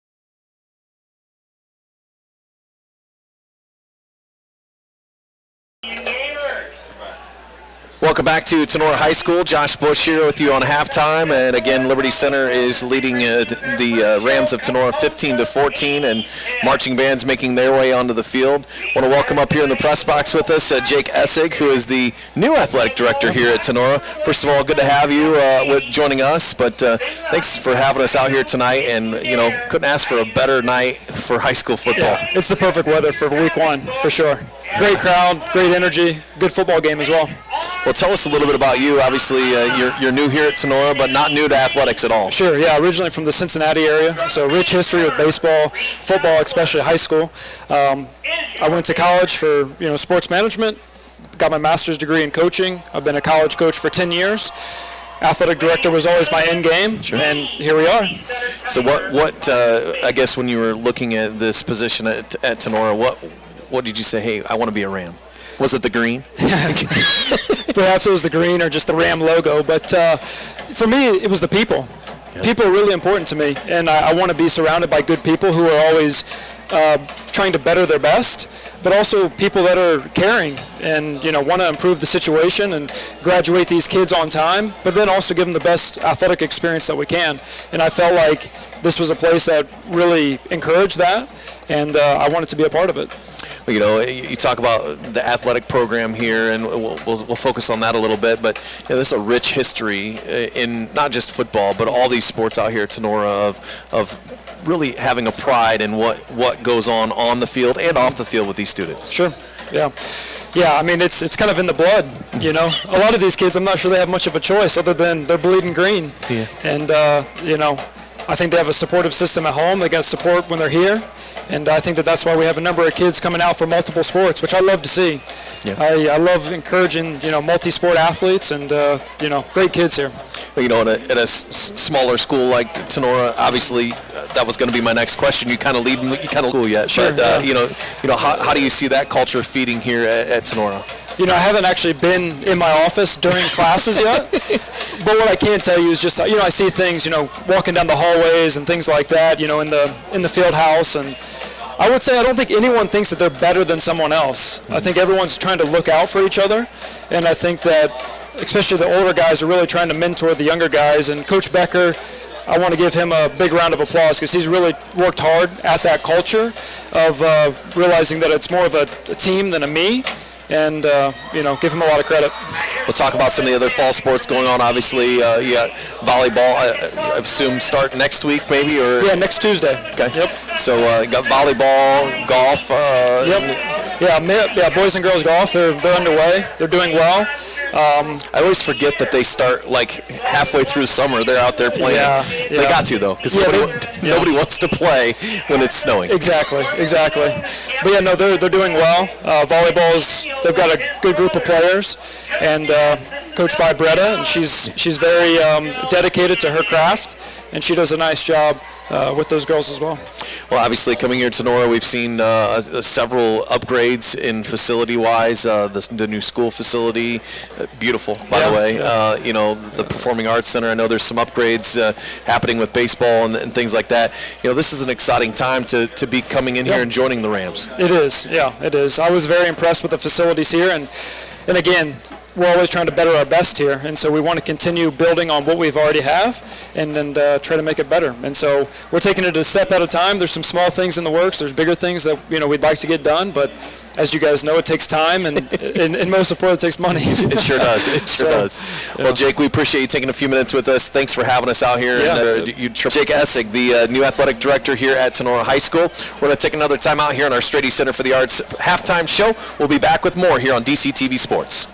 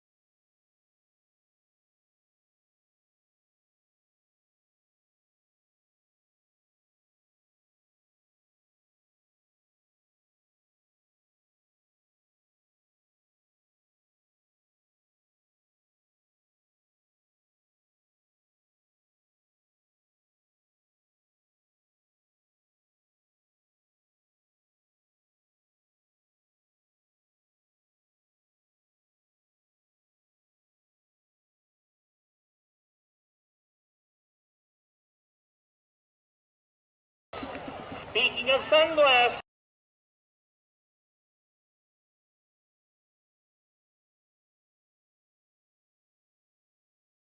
feel the need for speed, just like Goose and Maverick.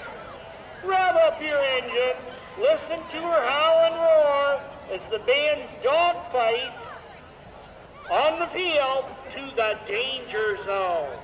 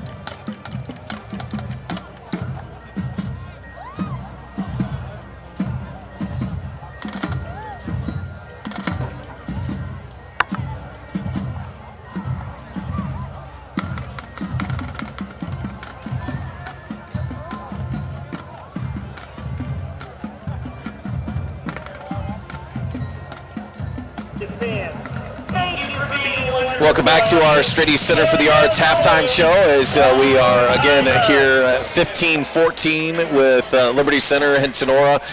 Tigers on the top of that scoreboard, and Brent, waiting a nice performance there, by the way, by the Liberty Center band. We love seeing that. Absolutely. Tenora band's going to be coming out here on the field in a minute, but I know when we were in the break there, you had a chance to check a couple of scores from around Northwest Ohio.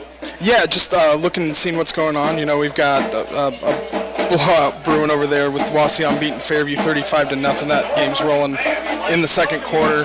Ayersville, though, out with a lead on Delta, 15-7 in the second quarter. Patrick Henry up 21-0 over Hicksville at the last time we got an update there in the second quarter. Paulding leading Swanton 24-0.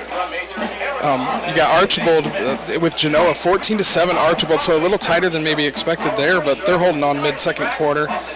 Eden over Edgerton 14-0 at this moment. Antwerp 21-6 over Montpelier. Ottawa Glandorf and Eastwood, another game, 12 for Ottawa Glandorf and 7 for Eastwood. So you got some games that are pretty close. Marion Local, Wapakoneta, a couple really good teams, 7 through 1. So looking for another update out of that, because that's a game I know we always kind of watch, because you get two really strong programs there meeting up against Wapak. Yeah, we know how you are with them. So. Yeah, I've always been, you know me, I'm an Indians fan. I like the tribe, so, Well, we are at halftime here, and on our scoreboard, it's Liberty Center leading Tinora 15-14. The Tinora Rams marching band has hit the field. We'll send it back down there for a little bit of marching band from Tinora.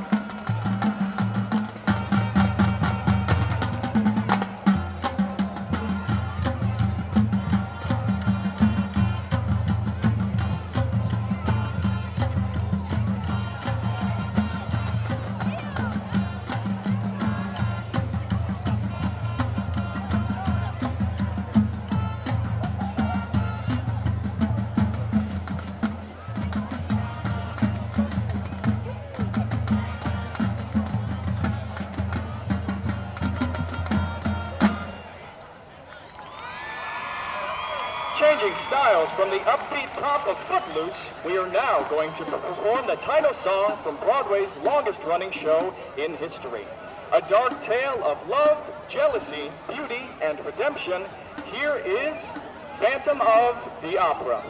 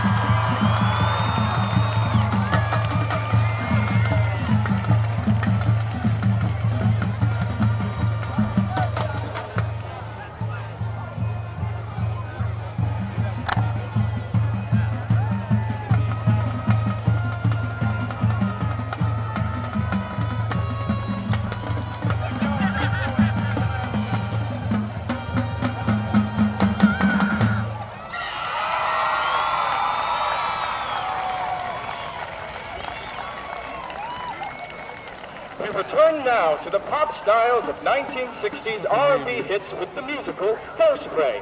When it debuted in 2002, the musical won 8 Tony Awards, including Best Musical. Enjoy as we shake and shimmy to You Can't Stop the Beat.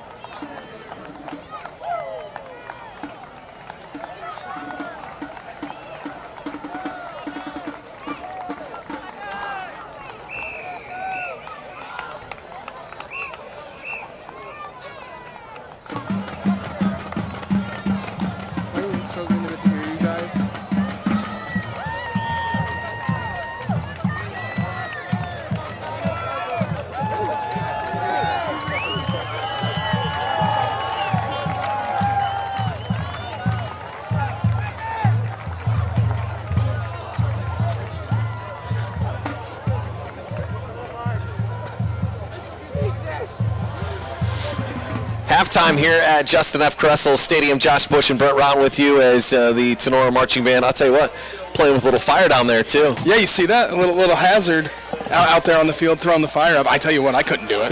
The only thing I see there is losing my hair. Yeah, well, you don't have any to lose, but I would end up in a hospital. You know, but you're right. Marks of some kind, lawsuits, all kinds of things. You're right. There isn't much. I'd probably have the grass on fire. Yeah, nice brand new cut grass. Yeah, let's leave that up to the pros out there. So Liberty Center here with a 1-point lead. Let's take a look at some of those halftime stat numbers as the teams make their way back onto the field. Yeah, really big-time rushing attack if we're looking from the Liberty Center standpoint here to start off. Led on the ground by Colton Cruz, who's tallied up 60 yards already.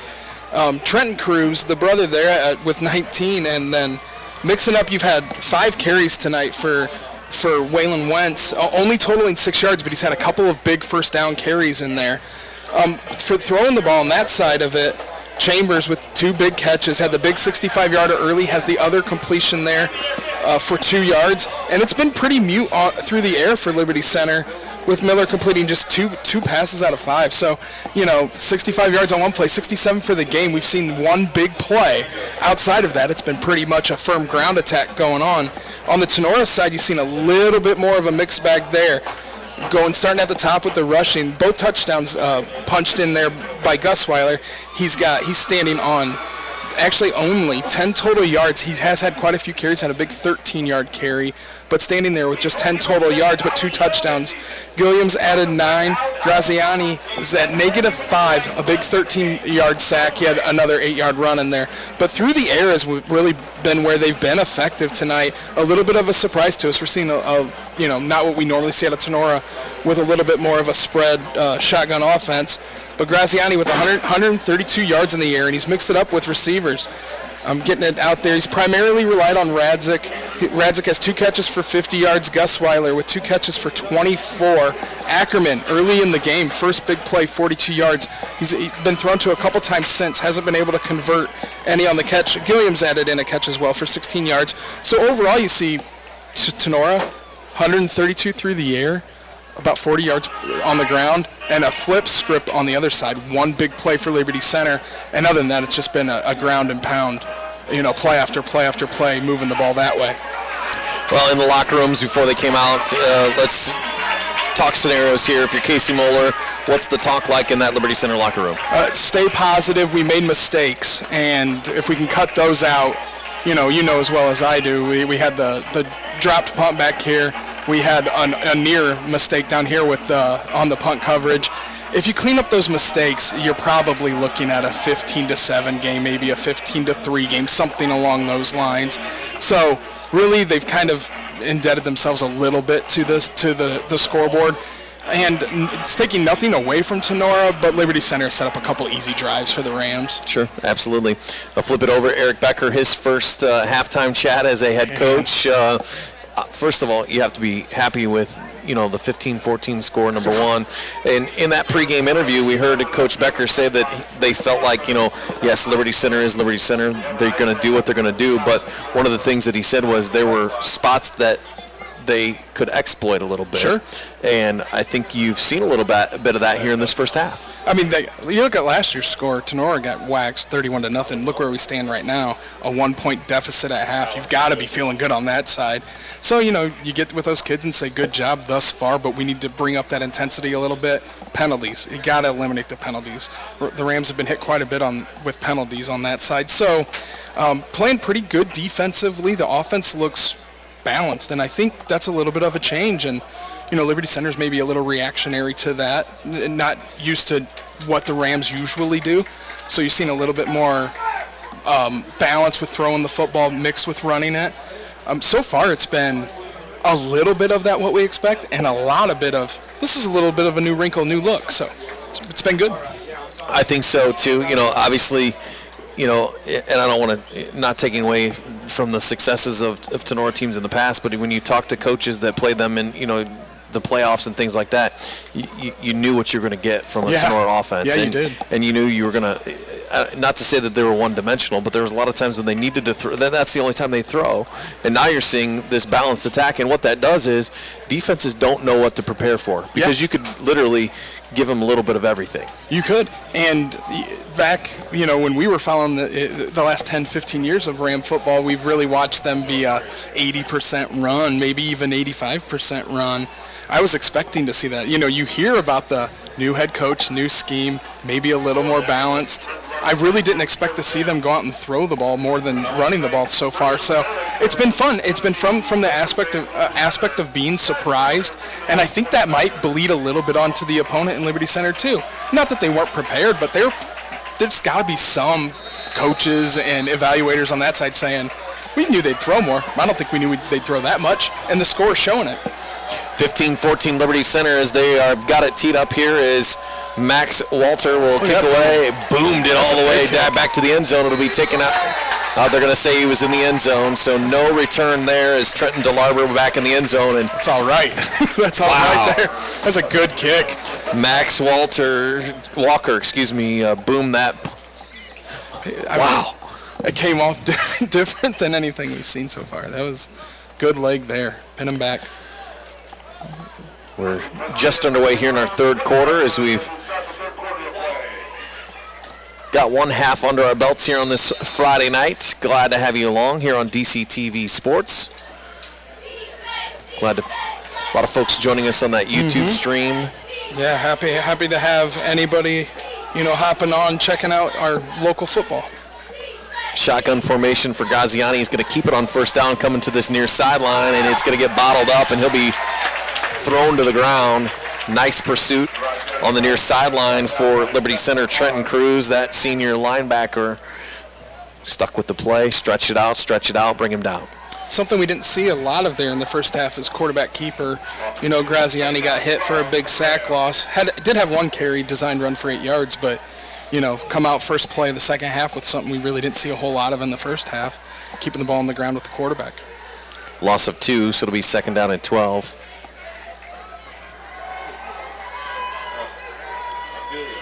Shotgun formation. This is one thing that, talking about the difference in this offense, primarily out of the shotgun the entire game here for Tinora. I think exclusively. I think the idea of going under center is defunct now. It's gone. Extinct.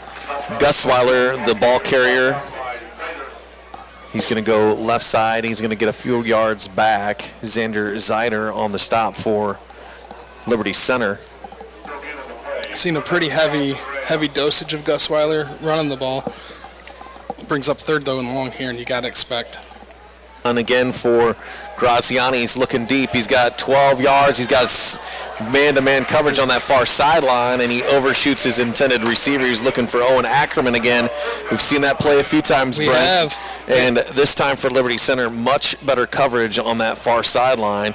It looked like it was Grady Miller over there. There's just a go route, and he got the edge. Ackerman early in the game got one of those for a big catch, and looked a lot like the same play going down the same side of the sideline there. But got a book in and missed on it, and now you're setting up for a punt. Jacob Bishop will stand inside his own 5-yard line to punt this one away. Liberty Center looking for good field position here. It's blocked. It's blocked and up in the air, and it will be picked up by Liberty Center. And they will have excellent field position. They brought the house on that right side. Tremendous special teams play there, difference-making play. Coming in on Bishop's left side, and they were able to force their way in. I didn't see who got the hand on it, but they're clean through the line and were able to get it smacked down. Huge turn of events here for Liberty Center. They will have first down and 10 at the 20-yard line. Short field, and again, we saw that for Tinora in the first half several times. Now it's Liberty Center's opportunity here. It's seeing if you can capitalize on a mistake right here. They're going to keep it out, and they're going to throw it on first down. It will be complete inside the 10. That was Colton Chambers with the catch. Nice throw there. I'll tell you what, there wasn't a lot of room there, and give props where they're due. Grady Miller threaded the needle on that one. Beautiful pass. And that will be inside the 10. It'll be first and goal now at the 7, so 13 yards on the completion from Miller to Chambers. I'll tell you, Chambers has been that go-to target when Miller has aired the ball out, now connecting 3 times there, and Chambers is up to 80 yards. First man through the hole, and he will be hit and knocked down. He's going to get up to about the 5-yard line. That's Trenton Cruz on that little fullback smash.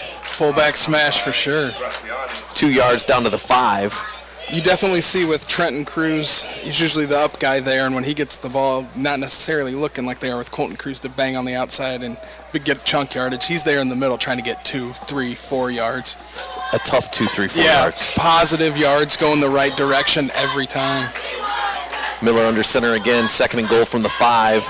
Maybe the first man through this time is Colton Cruz, and he will be inching. We've got some arms up in the air, and touchdown is signaled by that referee on the far sideline. Tack on 6 more for Liberty Center, now 21-14. 9.5 to go here in our third quarter. And again, Brent, we talked about it. You get that turnover, the blocked punt, and it's what you do with it after that. They put 6 points on the board. For sure, Josh. You know, we talk about capitalizing on the other team's mistakes, and teams that are able to do that, you're going to find success. Tinora did it early in the game. Here, prime example of Liberty Center doing the exact same thing right back to them. Rosebrook's kick is on its way, and it is good. Plenty of leg. Plenty of leg. Plenty of leg. You're not joking there at all. So 22-14 now. Liberty Center, big way to start this second half. Yeah, you're keeping that one possession strike here for Tinora, so you know you could afford one. You don't want to get down and string those together. You know, for the Tigers, they want to do that. Tinora can't afford that. If you get down too far, the Rambos will be forced to go out there and throw the ball a little bit more, and when you become a little more one-dimensional, you know, it's easier on the defensive side to prep for the ball.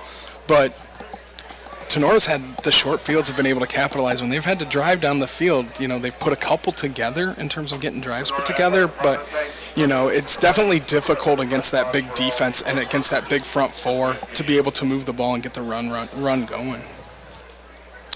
22-14, the Liberty Center lead now at 8. 9.5 to play in our third quarter. Good to have you along here on this week number 1 Friday night. DC TV Sports live here at Justin F. Kressel Stadium. And we're excited to be not only here tonight, but throughout the season, Brent. We're going to be having live high school football. We were at Defiance last night for that rivalry game. We're here tonight through DC TV Sports. There's no doubt, you know, getting some representation for the Defiance County schools. We've got good football over here. And he boosted. This one might go through the... Wow. Look at that. Oh, we got a little bit of action going on here. That is a kick. He could have about put that through the uprights. You know, I tell you what, pretty odd to find kicking exciting. That's been exciting. I notice our voices get a little louder when we see a boom like that. Max Walker just absolutely laying into that football. Banging. It might have lost a little PSI on that one. That's correct. Yeah, there's no doubt. So the Tinora will come out. They'll have it again 1st and 10 after the second straight touchback. Now trailing by 8, 9.5 to go, third quarter. Going left to right from our vantage point here. Shotgun formation will have 2 backs in the backfield, and they'll give it to the second man through. Trying to get a little bit of room there to run. He's going to get out towards maybe the 25. A lot of white jerseys there. Just suffocating the ball. Gus Weiler, the ball carrier. And they're going to say he made it out to the... I'm sorry, I thought he had... Couple yards there. Yeah, there's no doubt. The angle here's a little... Same with... I was with you on that. I was like, I'm going to jump into a pretty manageable second down. Not so much. Second down and 8 after a gain of 2. I really I know it's playing it safe, but I like the idea of running the ball a little bit, at least just to keep the defense sitting, you know. Right. You got to keep the box tight. Yeah. Graziani's got all kinds of pressure coming his way. He eludes the first couple of guys, and he is absolutely buried. Absolutely buried as Trenton Cruz came shooting through. I felt Give that. credit to credit there. Landon Bockelman pushing some guys around, made Graziani shift out to the outside of the tackle box, and it gave enough time for Trenton Cruz to shoot through there and absolutely buried Graziani. He had some daylight. You kind of felt like he was going to maybe get through the first attack there, hit the edge, and at least get some yards, but... He's back to pass, looking to throw. He's going to come near sideline into double coverage, and he throws it out of bounds. He was looking for Carter Gilliam. Nice coverage down the field by Cam Calley for Liberty Center, and just a tight spot to fit that football in. And again, a nice-looking ball from Graziani, just a little bit outside, out of bounds a little bit too far. That's exactly my thoughts. Good-looking ball, safe throw. He put it in a spot where your best-case scenario is you can toe tap and snag that, but you don't have a defensive guy there to make a play. So albeit safe, a less convertible pass, but at the same time, he's not making mistakes. He's done a pretty good job against the Protecting defense. the football. Man, I tell you, they are fast to the ball and they are big. Last punt was blocked. This is a high spiraling kick, and it will be touched by a Tinora player at about the 50-yard line, so it'll be down back there. And you can see sideline instructing them, get out of the way. Stay away from that football. We've already seen this one once, right? Yeah, stay away from that If you're football. not going to get it, you get out of the way, and it did hit a Tinora player, I think about right in the head. Yeah, hit him in the helmet. You think that may have directed the ball to get that friendly bounce that would have been for Tinora had it not been touched, but you never know if that would have came down clean where it would have went. So they'll put it down right at the midfield stripe. So this is when you got to saddle up now. I mean, for Tinora, you got if you want to not, you got momentum swinging pretty heavy on the Tiger side here. So yeah, you need to step it up here. It's big. It's important. Huge possession for the Tinora defense, and on first down, there goes Colton Cruz on the left sideline across the 30. Down near the 30, excuse me. It's a big run. Big run on first down. A lot of daylight. And you can see the big guys up front for Liberty Center starting to, I mean, they've been having some good success there, but they're starting to really exert themselves now in this third quarter. Yeah, there's no doubt. They definitely have. You can see a little bit on the Tinora side of, I don't want to say being worn down, but he had a wide open receiver. Landon Cruz was cruising right down towards the end zone, and he is overthrown, and it'll fall incomplete. I think that's a good spot to take that shot right there. Yeah, we've come off a 20-yard run, or you're expecting run. We've noticed Liberty Center, they don't open it up all the time, but they seem to pick the spots really precisely of where they want to take those shots down the field, and they've had some success with it early on, so you can't blame them. Second down and 10 here at the 30-yard line. Clock stopped, 7:15 to go, third quarter. Shotgun formation for Miller, and the snap goes all the way by him. He's got trouble. He's just going to fall on it back outside the 45. And that's a huge loss. A big one. That'll be a loss of 15 yards outside the 45.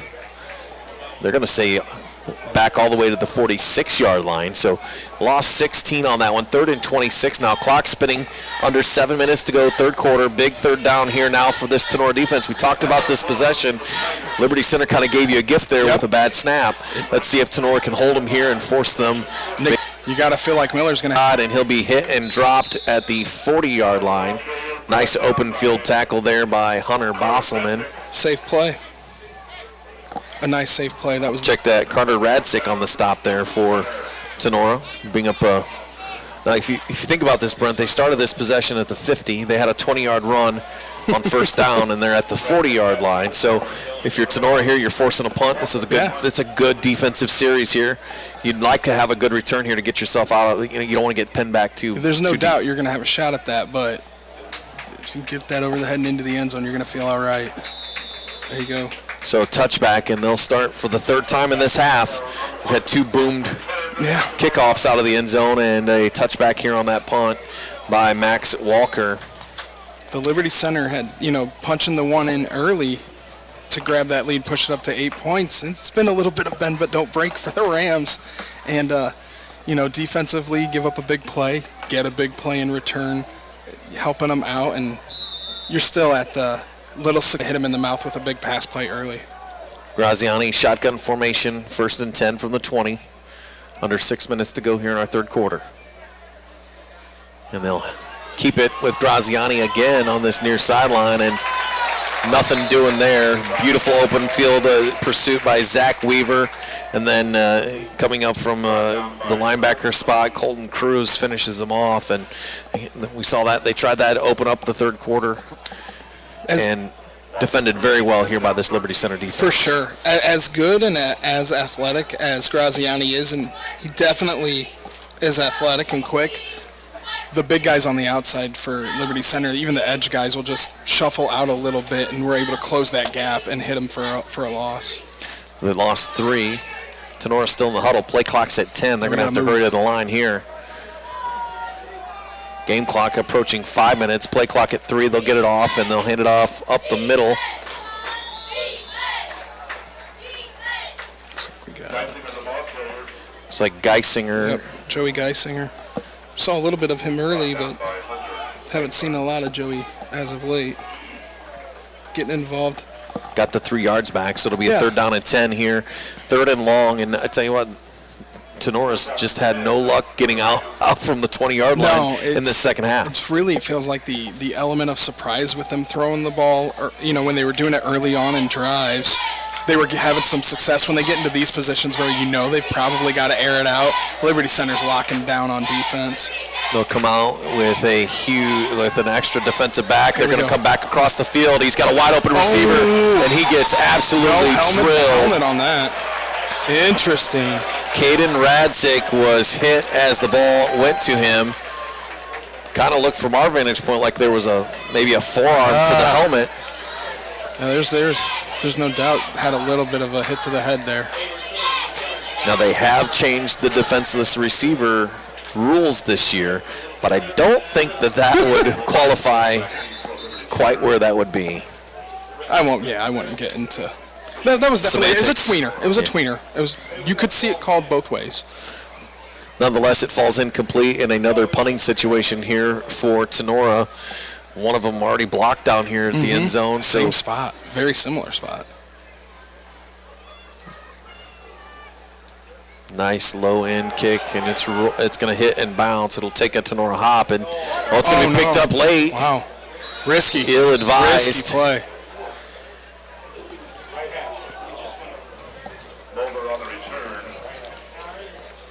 And that was Thomas Moeller who picked that one up late, and that's not something you like to see.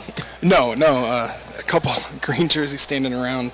Was able to corral it and hold on to the ball, but took a little bit of a lick too there, just hanging on the sideline. So for Tinora here, they've now had 3 possessions. All of them started at the 20. All 3 of them have resulted in a punt from deep in their end zone, and just not a good offensive half so far for the Rams. Feels a little bit like how the other way was for Liberty Center on offense in the first half. And a short field again for the Tigers. First down run will be Colton Cruz. He's going to get about 2 yards on that first down run. That play when it broke from the line, he had all that space with the big left tackle taking up 2 bodies. It felt like he was going to hit the edge and have room. Pretty good closing out there in the open field to hold him to only 2 yards. Clock spinning, 3.5 to go in our third quarter. 3 backs in the backfield. Now they'll shift out of it. Miller goes under center.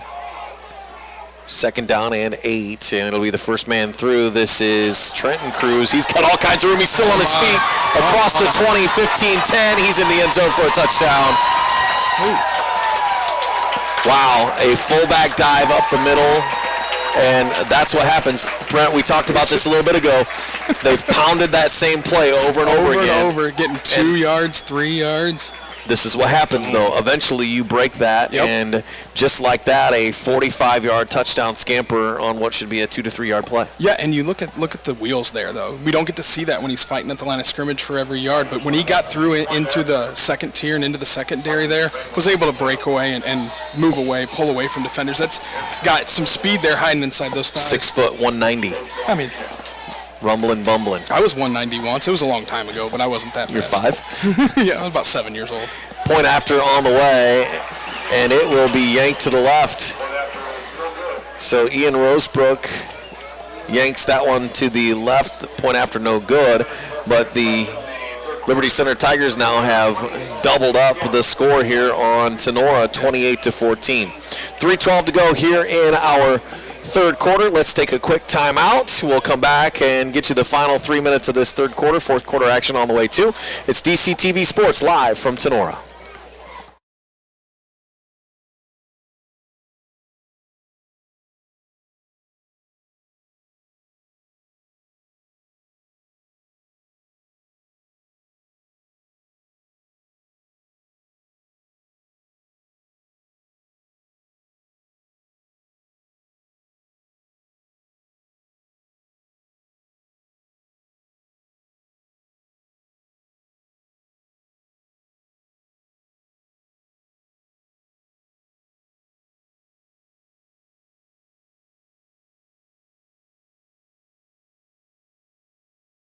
Cressel Stadium. It's week number 1 of the high school football season, 29th meeting between Liberty Center and Tinora.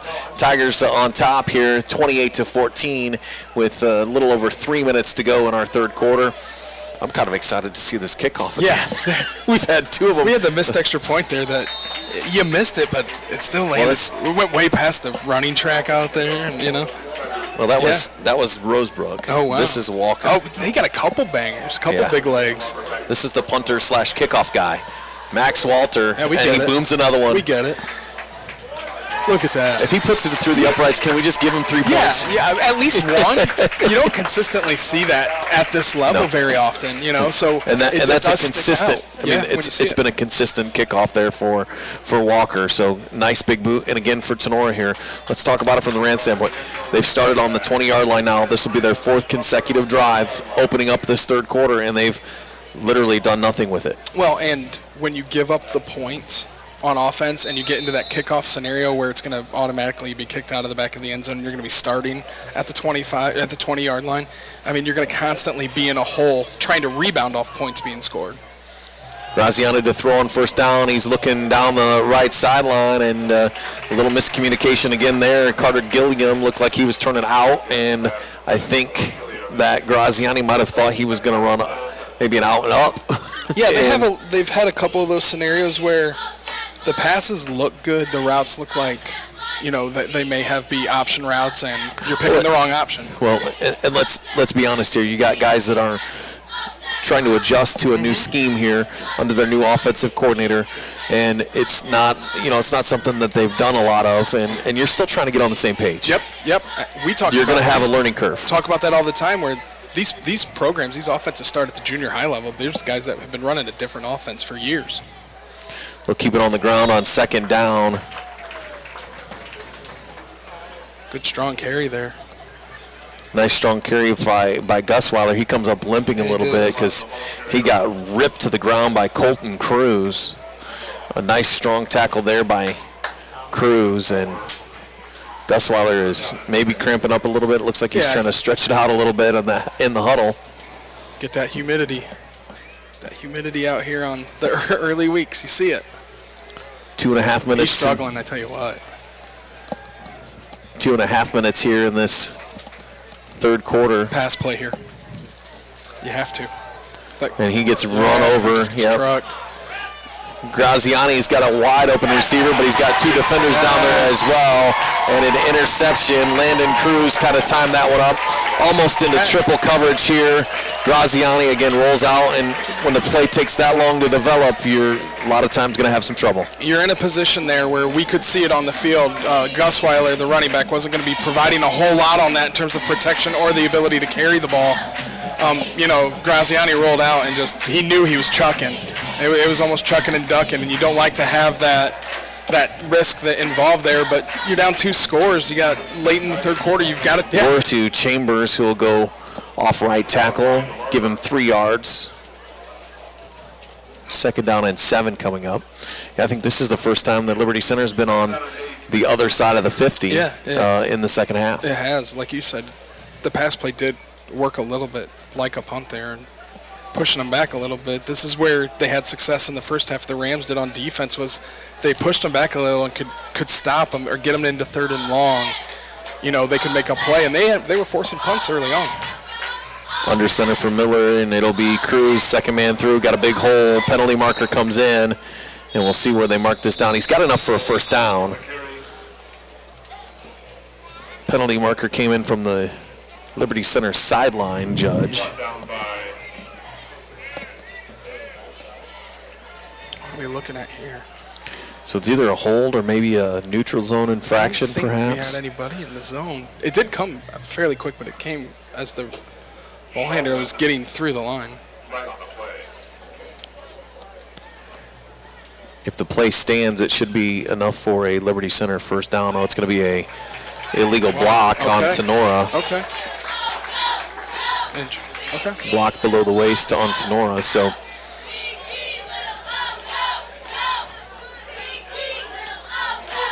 interesting. So this will add on to now with the new spot rules. Is it spotted from? Nope, they're going to mark it off there. There you go. Okay. So It's one of those things where from the 50.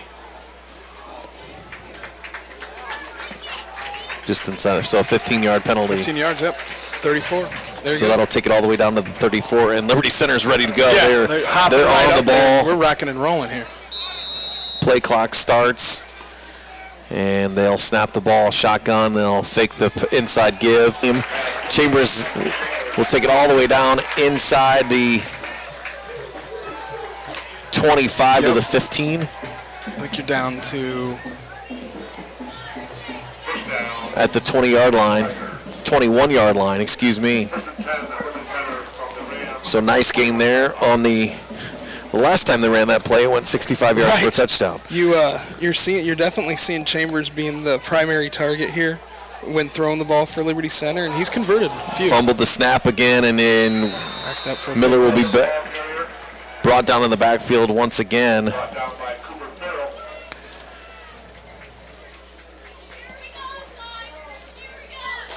Final minute of our third quarter, 28-14 Liberty Center. Loss of 7 on that one, so it's a big play. After giving up the pass play to give some of that yardage, get some of it back into second down, clock rolling here. So you're at the point where one more score for Liberty Center, and this is going to be a tough mountain. So big time stepping up for the defense needed here. And they'll give it to the second man through. It is Cruz again. He stays on his feet, breaks a couple tackles. He'll have a first down. Oh, no, excuse me. Back past the original line. Yep. I think he's going to be down towards the 15-yard line. So get about 13, I believe.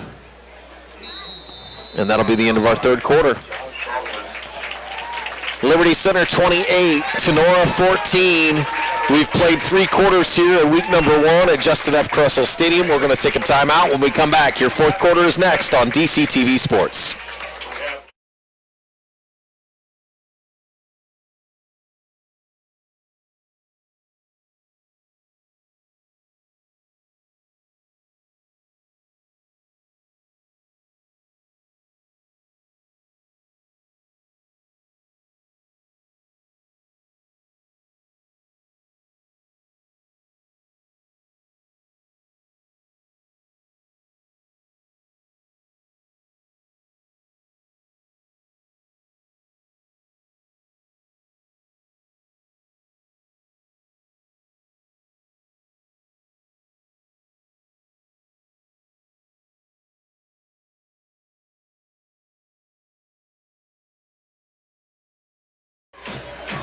Welcome back to Justin F. Crussell Stadium here at Tinora High School. Week number 1 of the high school football season. Fourth quarter action coming your way as we'll flip end zones here.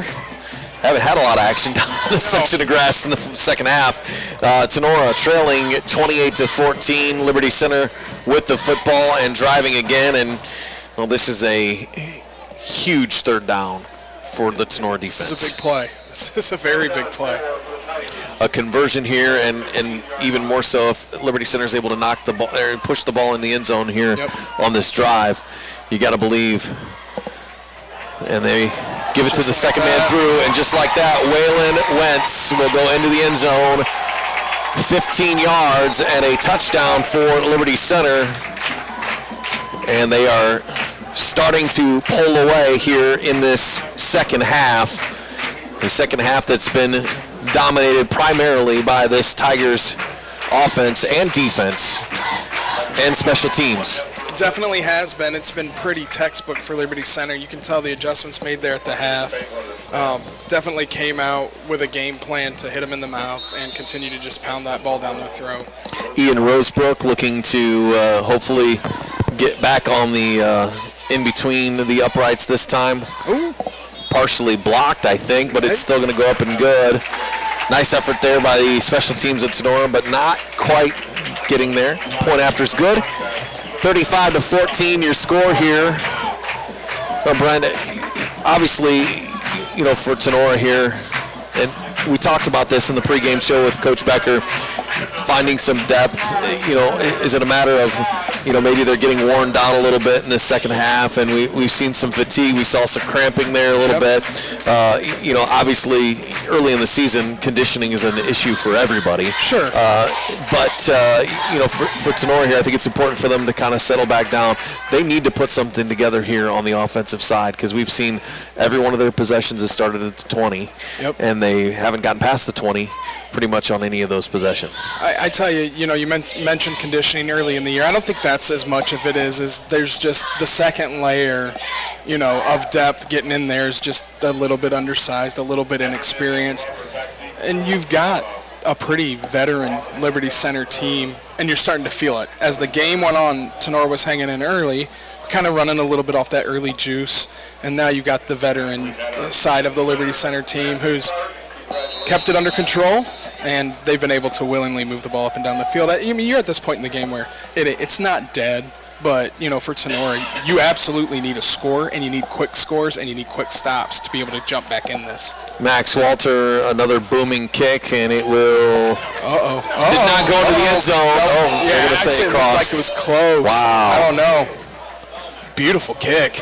And it just hit, and as much as that wasn't. If this was on turf, it would have gone wild. Yeah. But in that grass there, it almost looked like it almost looked like one of your wedge shots on the 18th. Yeah, I haven't picked up a golf club in like 14 years, but I remember the last time we played golf. That was fun. That was night fun. golf.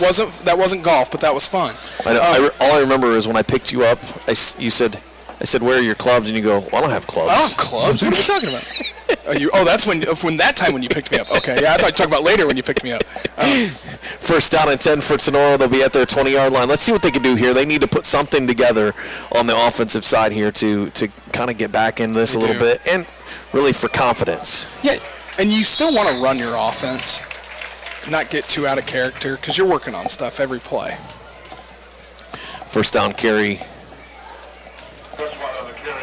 for Tinora. Gustweiler up the middle. Not much working there again. Just kind of quickly bottled up by this Liberty Center front four. Yeah, able to get back to the line of scrimmage, but not able to really get any movement there on the lines. Bring up second down.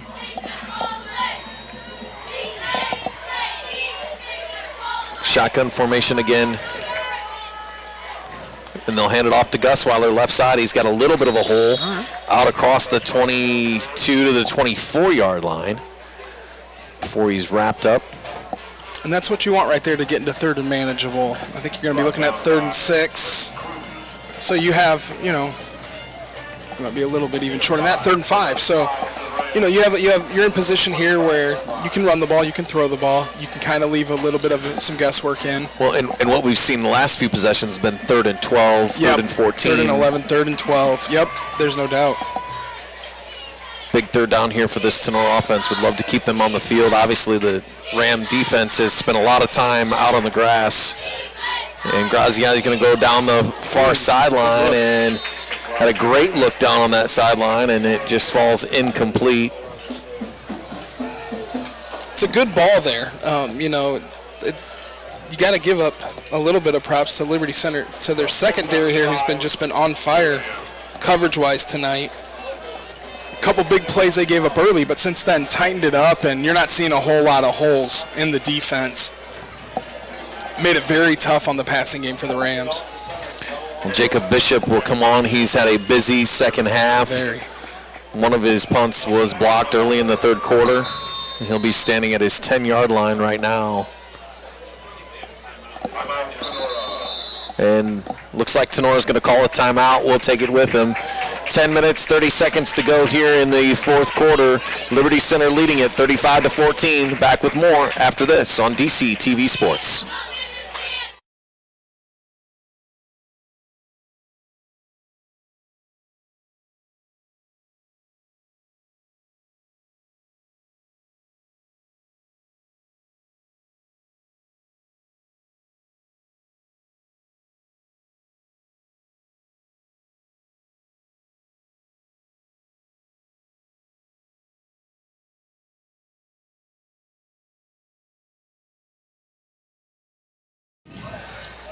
Fourth quarter action here at Justin F. Caressel Stadium. Josh Bush, Brett Rowden with you. Week number 1 of the high school football season. 35-14 is a fourth down here for the Rams. Punting situation again. Bishop standing at his own 10-yard line. He'll boot a nice big kick, high spiraling kick, and it will send the receivers all the way back to let it die down inside the 35-yard line. It's a good kick there. Beautiful punt from Jacob Bishop. And the Rams really defensively needed this. They stretch the field out a little bit here and, force Liberty Center to make a longer drive. I think up until that last possession they had not started on the other side of the 50-yard line in the whole second half. Yeah, I mean, it's those little minor victories that you're looking at right now, if you're Tinora, with a slow offensive second half, but they've had a couple times here been able to at least push them back, make life on Liberty Center a little more difficult. Hasn't been too much, though, as a whole in the second half. Second man through, and he will get hit hard as it's like we there went to Xander Zeider. Gain of 3 there.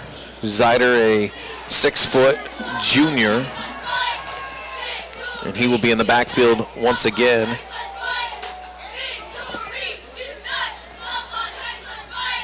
It'll be the first man through. This will be Thomas Moeller, 5'11" sophomore, checking into the game. And we've seen him a little bit on returns tonight. Sure have.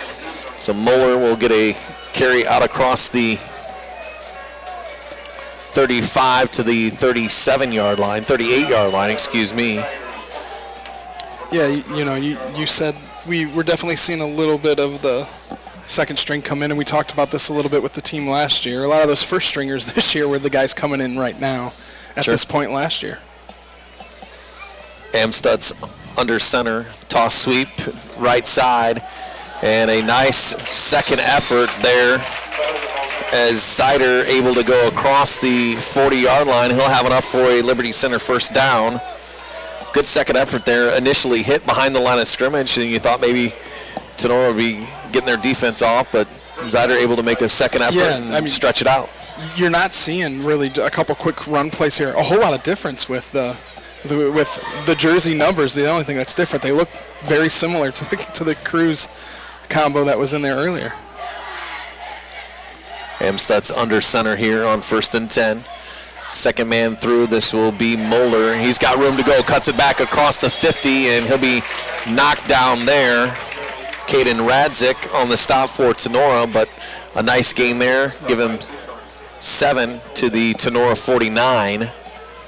And a nice looking run there for Moeller. Steady diet of handing the ball off. I think on the Liberty Center side, that's pretty much going to be the bulk of what we see here going out.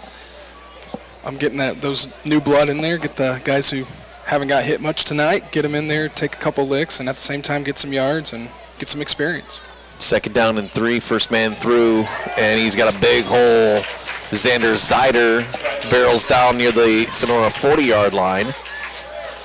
Officially spotted at the 41, give him 8, but it's good enough for a Liberty Center first down. And even, Josh, even these guys are all getting chunk yardage. Zeider and Moeller, they're just, so far had alternated back and forth. Let's see if they do that again here, but they're getting 5, 6, 7, 8 yards per carry. See if Tinora opts to get some fresh bodies out there. Plenty of the starters still in for the Rams. Moeller with it on the right side, and he'll get wrapped up and dropped. Gain of about 1.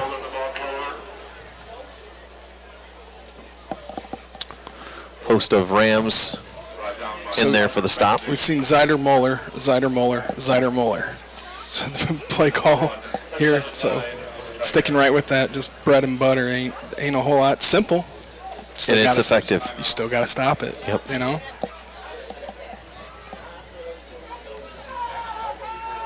Second down and 9. Clock spinning under 7 minutes to go in the ball game.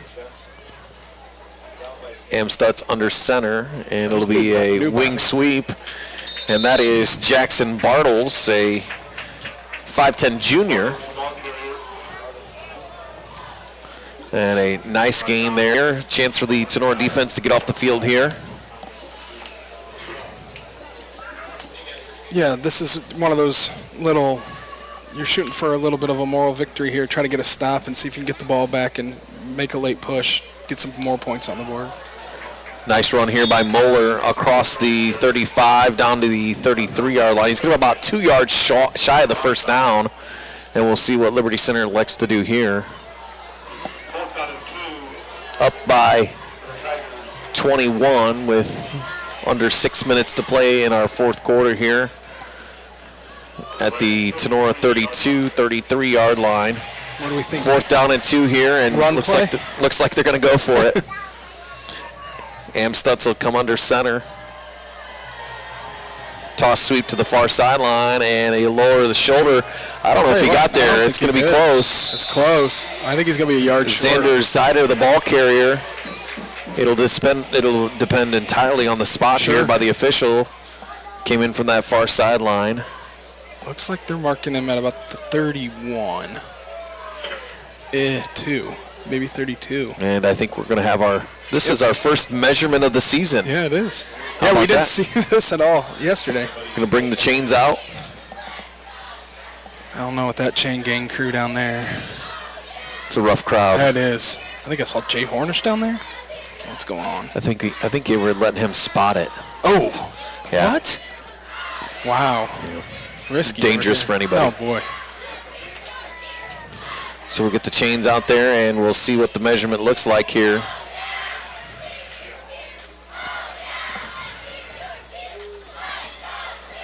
Short. What do you think? Just a tad short.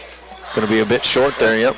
Those are the football length yep, short. I was going to say about, it looks with my vision, about 2.7 inches short, so right about there. Well, that's reassuring. So what you're saying was they're 5 yards shy. Yeah, it's about 11 yards. I don't know. Were they? Is the game still going on? Oh, no. Tinora defense makes a stop there. The Rams offense will come back onto the field here. Looks like they will stick with their starters.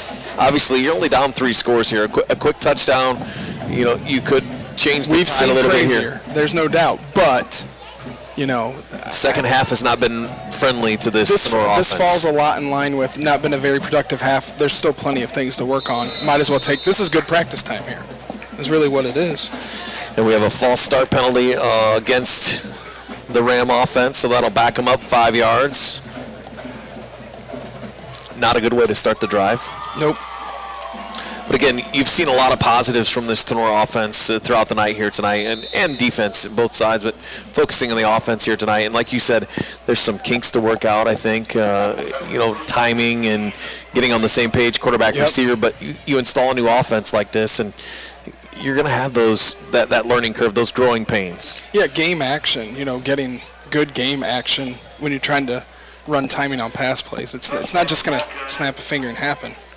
Gus Weiler, the ball carrier on first down. He's going to have, I believe, a gain of 3 down to the 34.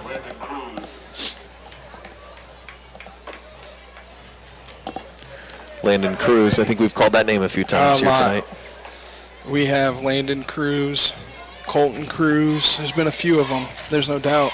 They've been rock solid on both sides of the ball. Impressive. Second down and 8 from their own 34-yard line. And I think there was some confusion in the backfield there. I think somebody thought it was a handoff, and somebody thought it was a pass, and Graziani will take the sack. And we have a Tinora Ram down. Looks like it might be Braden Rostai. Yeah, I believe so. Down at midfield. Hanging out. Yeah, at this point. Some cramping. You're hoping that's just cramping. Get the pickle juice out, eat some potato chips. We'll get a timeout on the field. Let's take it with them. 4:32 to go here in our fourth quarter. 35-14, Liberty Center. You're watching high school football on DCTV Sports.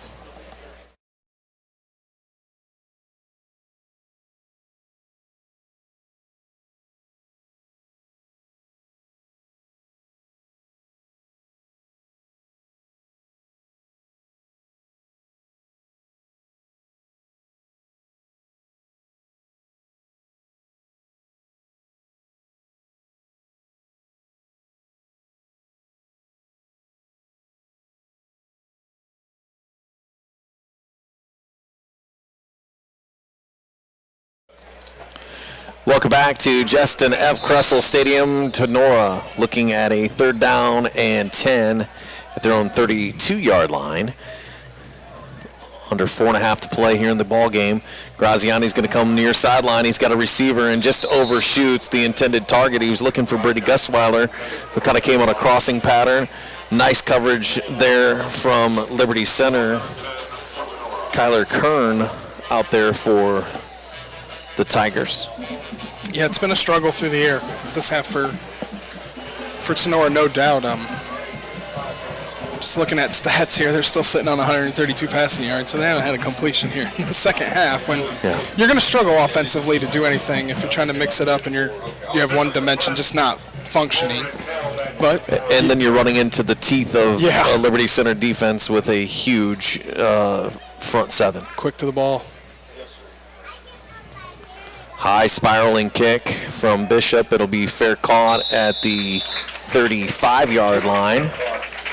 Nice job there by Thomas Moeller to haul that one in.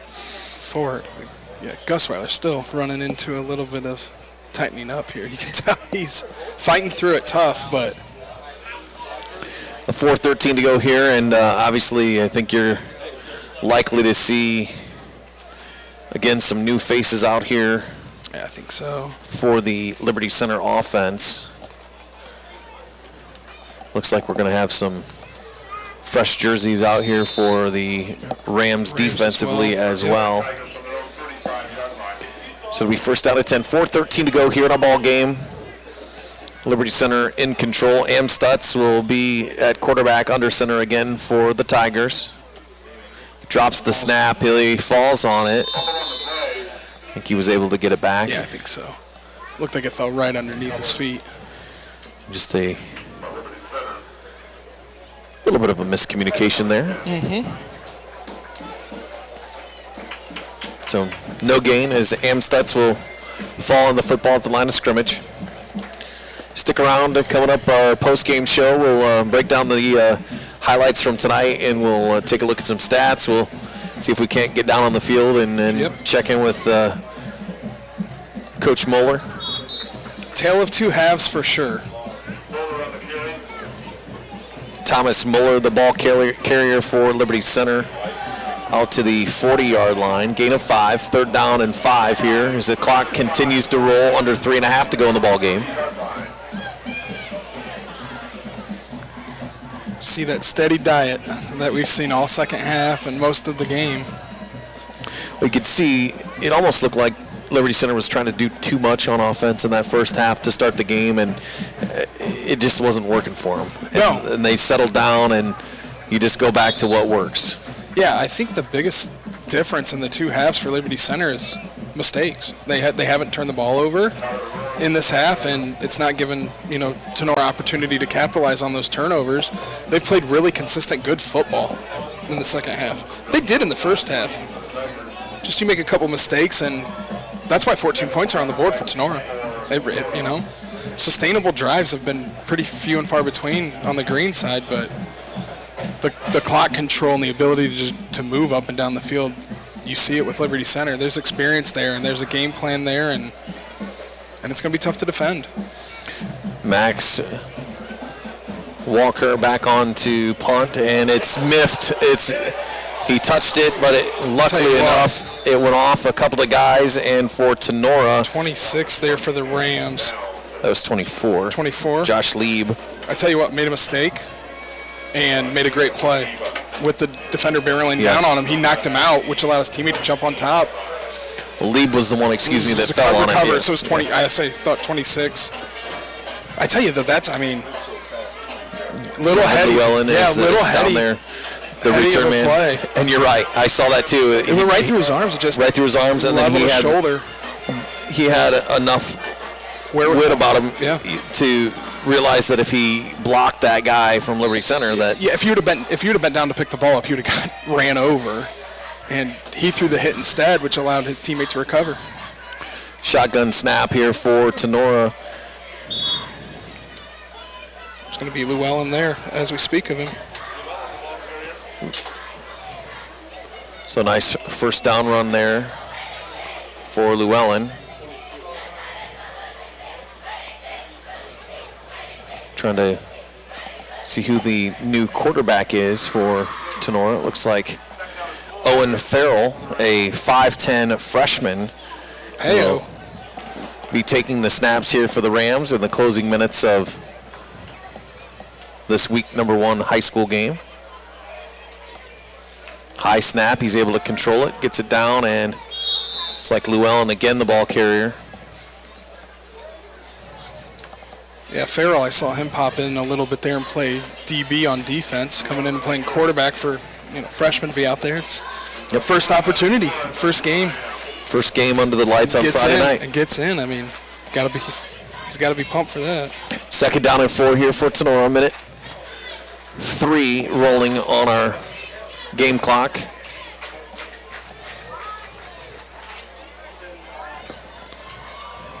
Farrell standing in shotgun formation.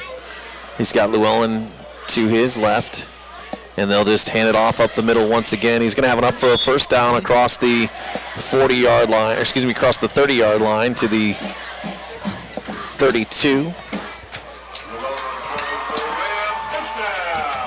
So Tinora able to move the sticks here late in the game. 40 seconds and rolling.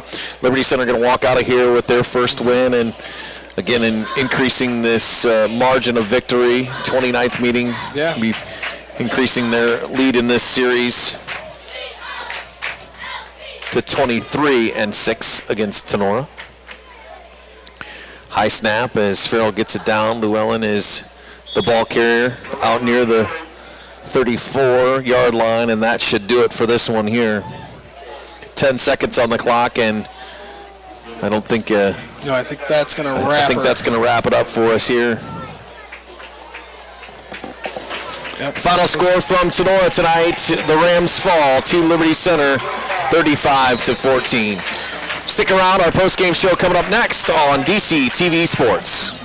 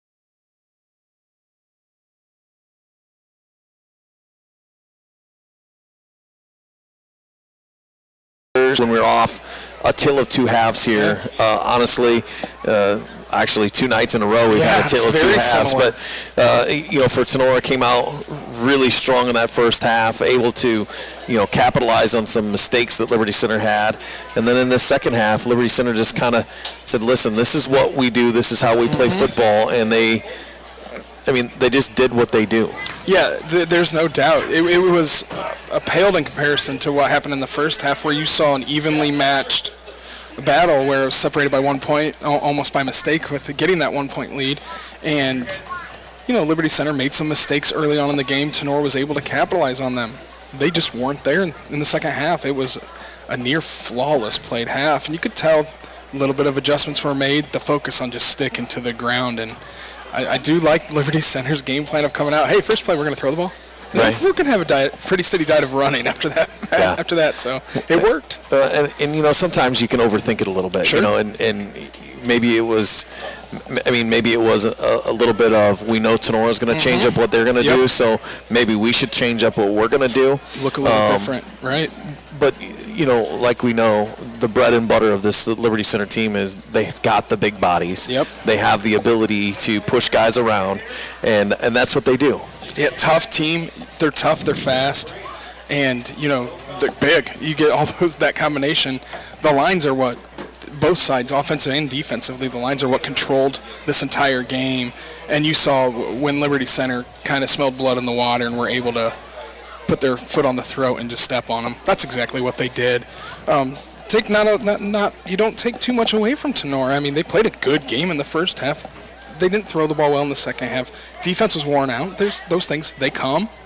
But it's a team, they lost 31-0 last year. This is a little bit of a different game. That's a 21-point loss that doesn't feel at all like a 21-point loss. It feels a lot closer to that.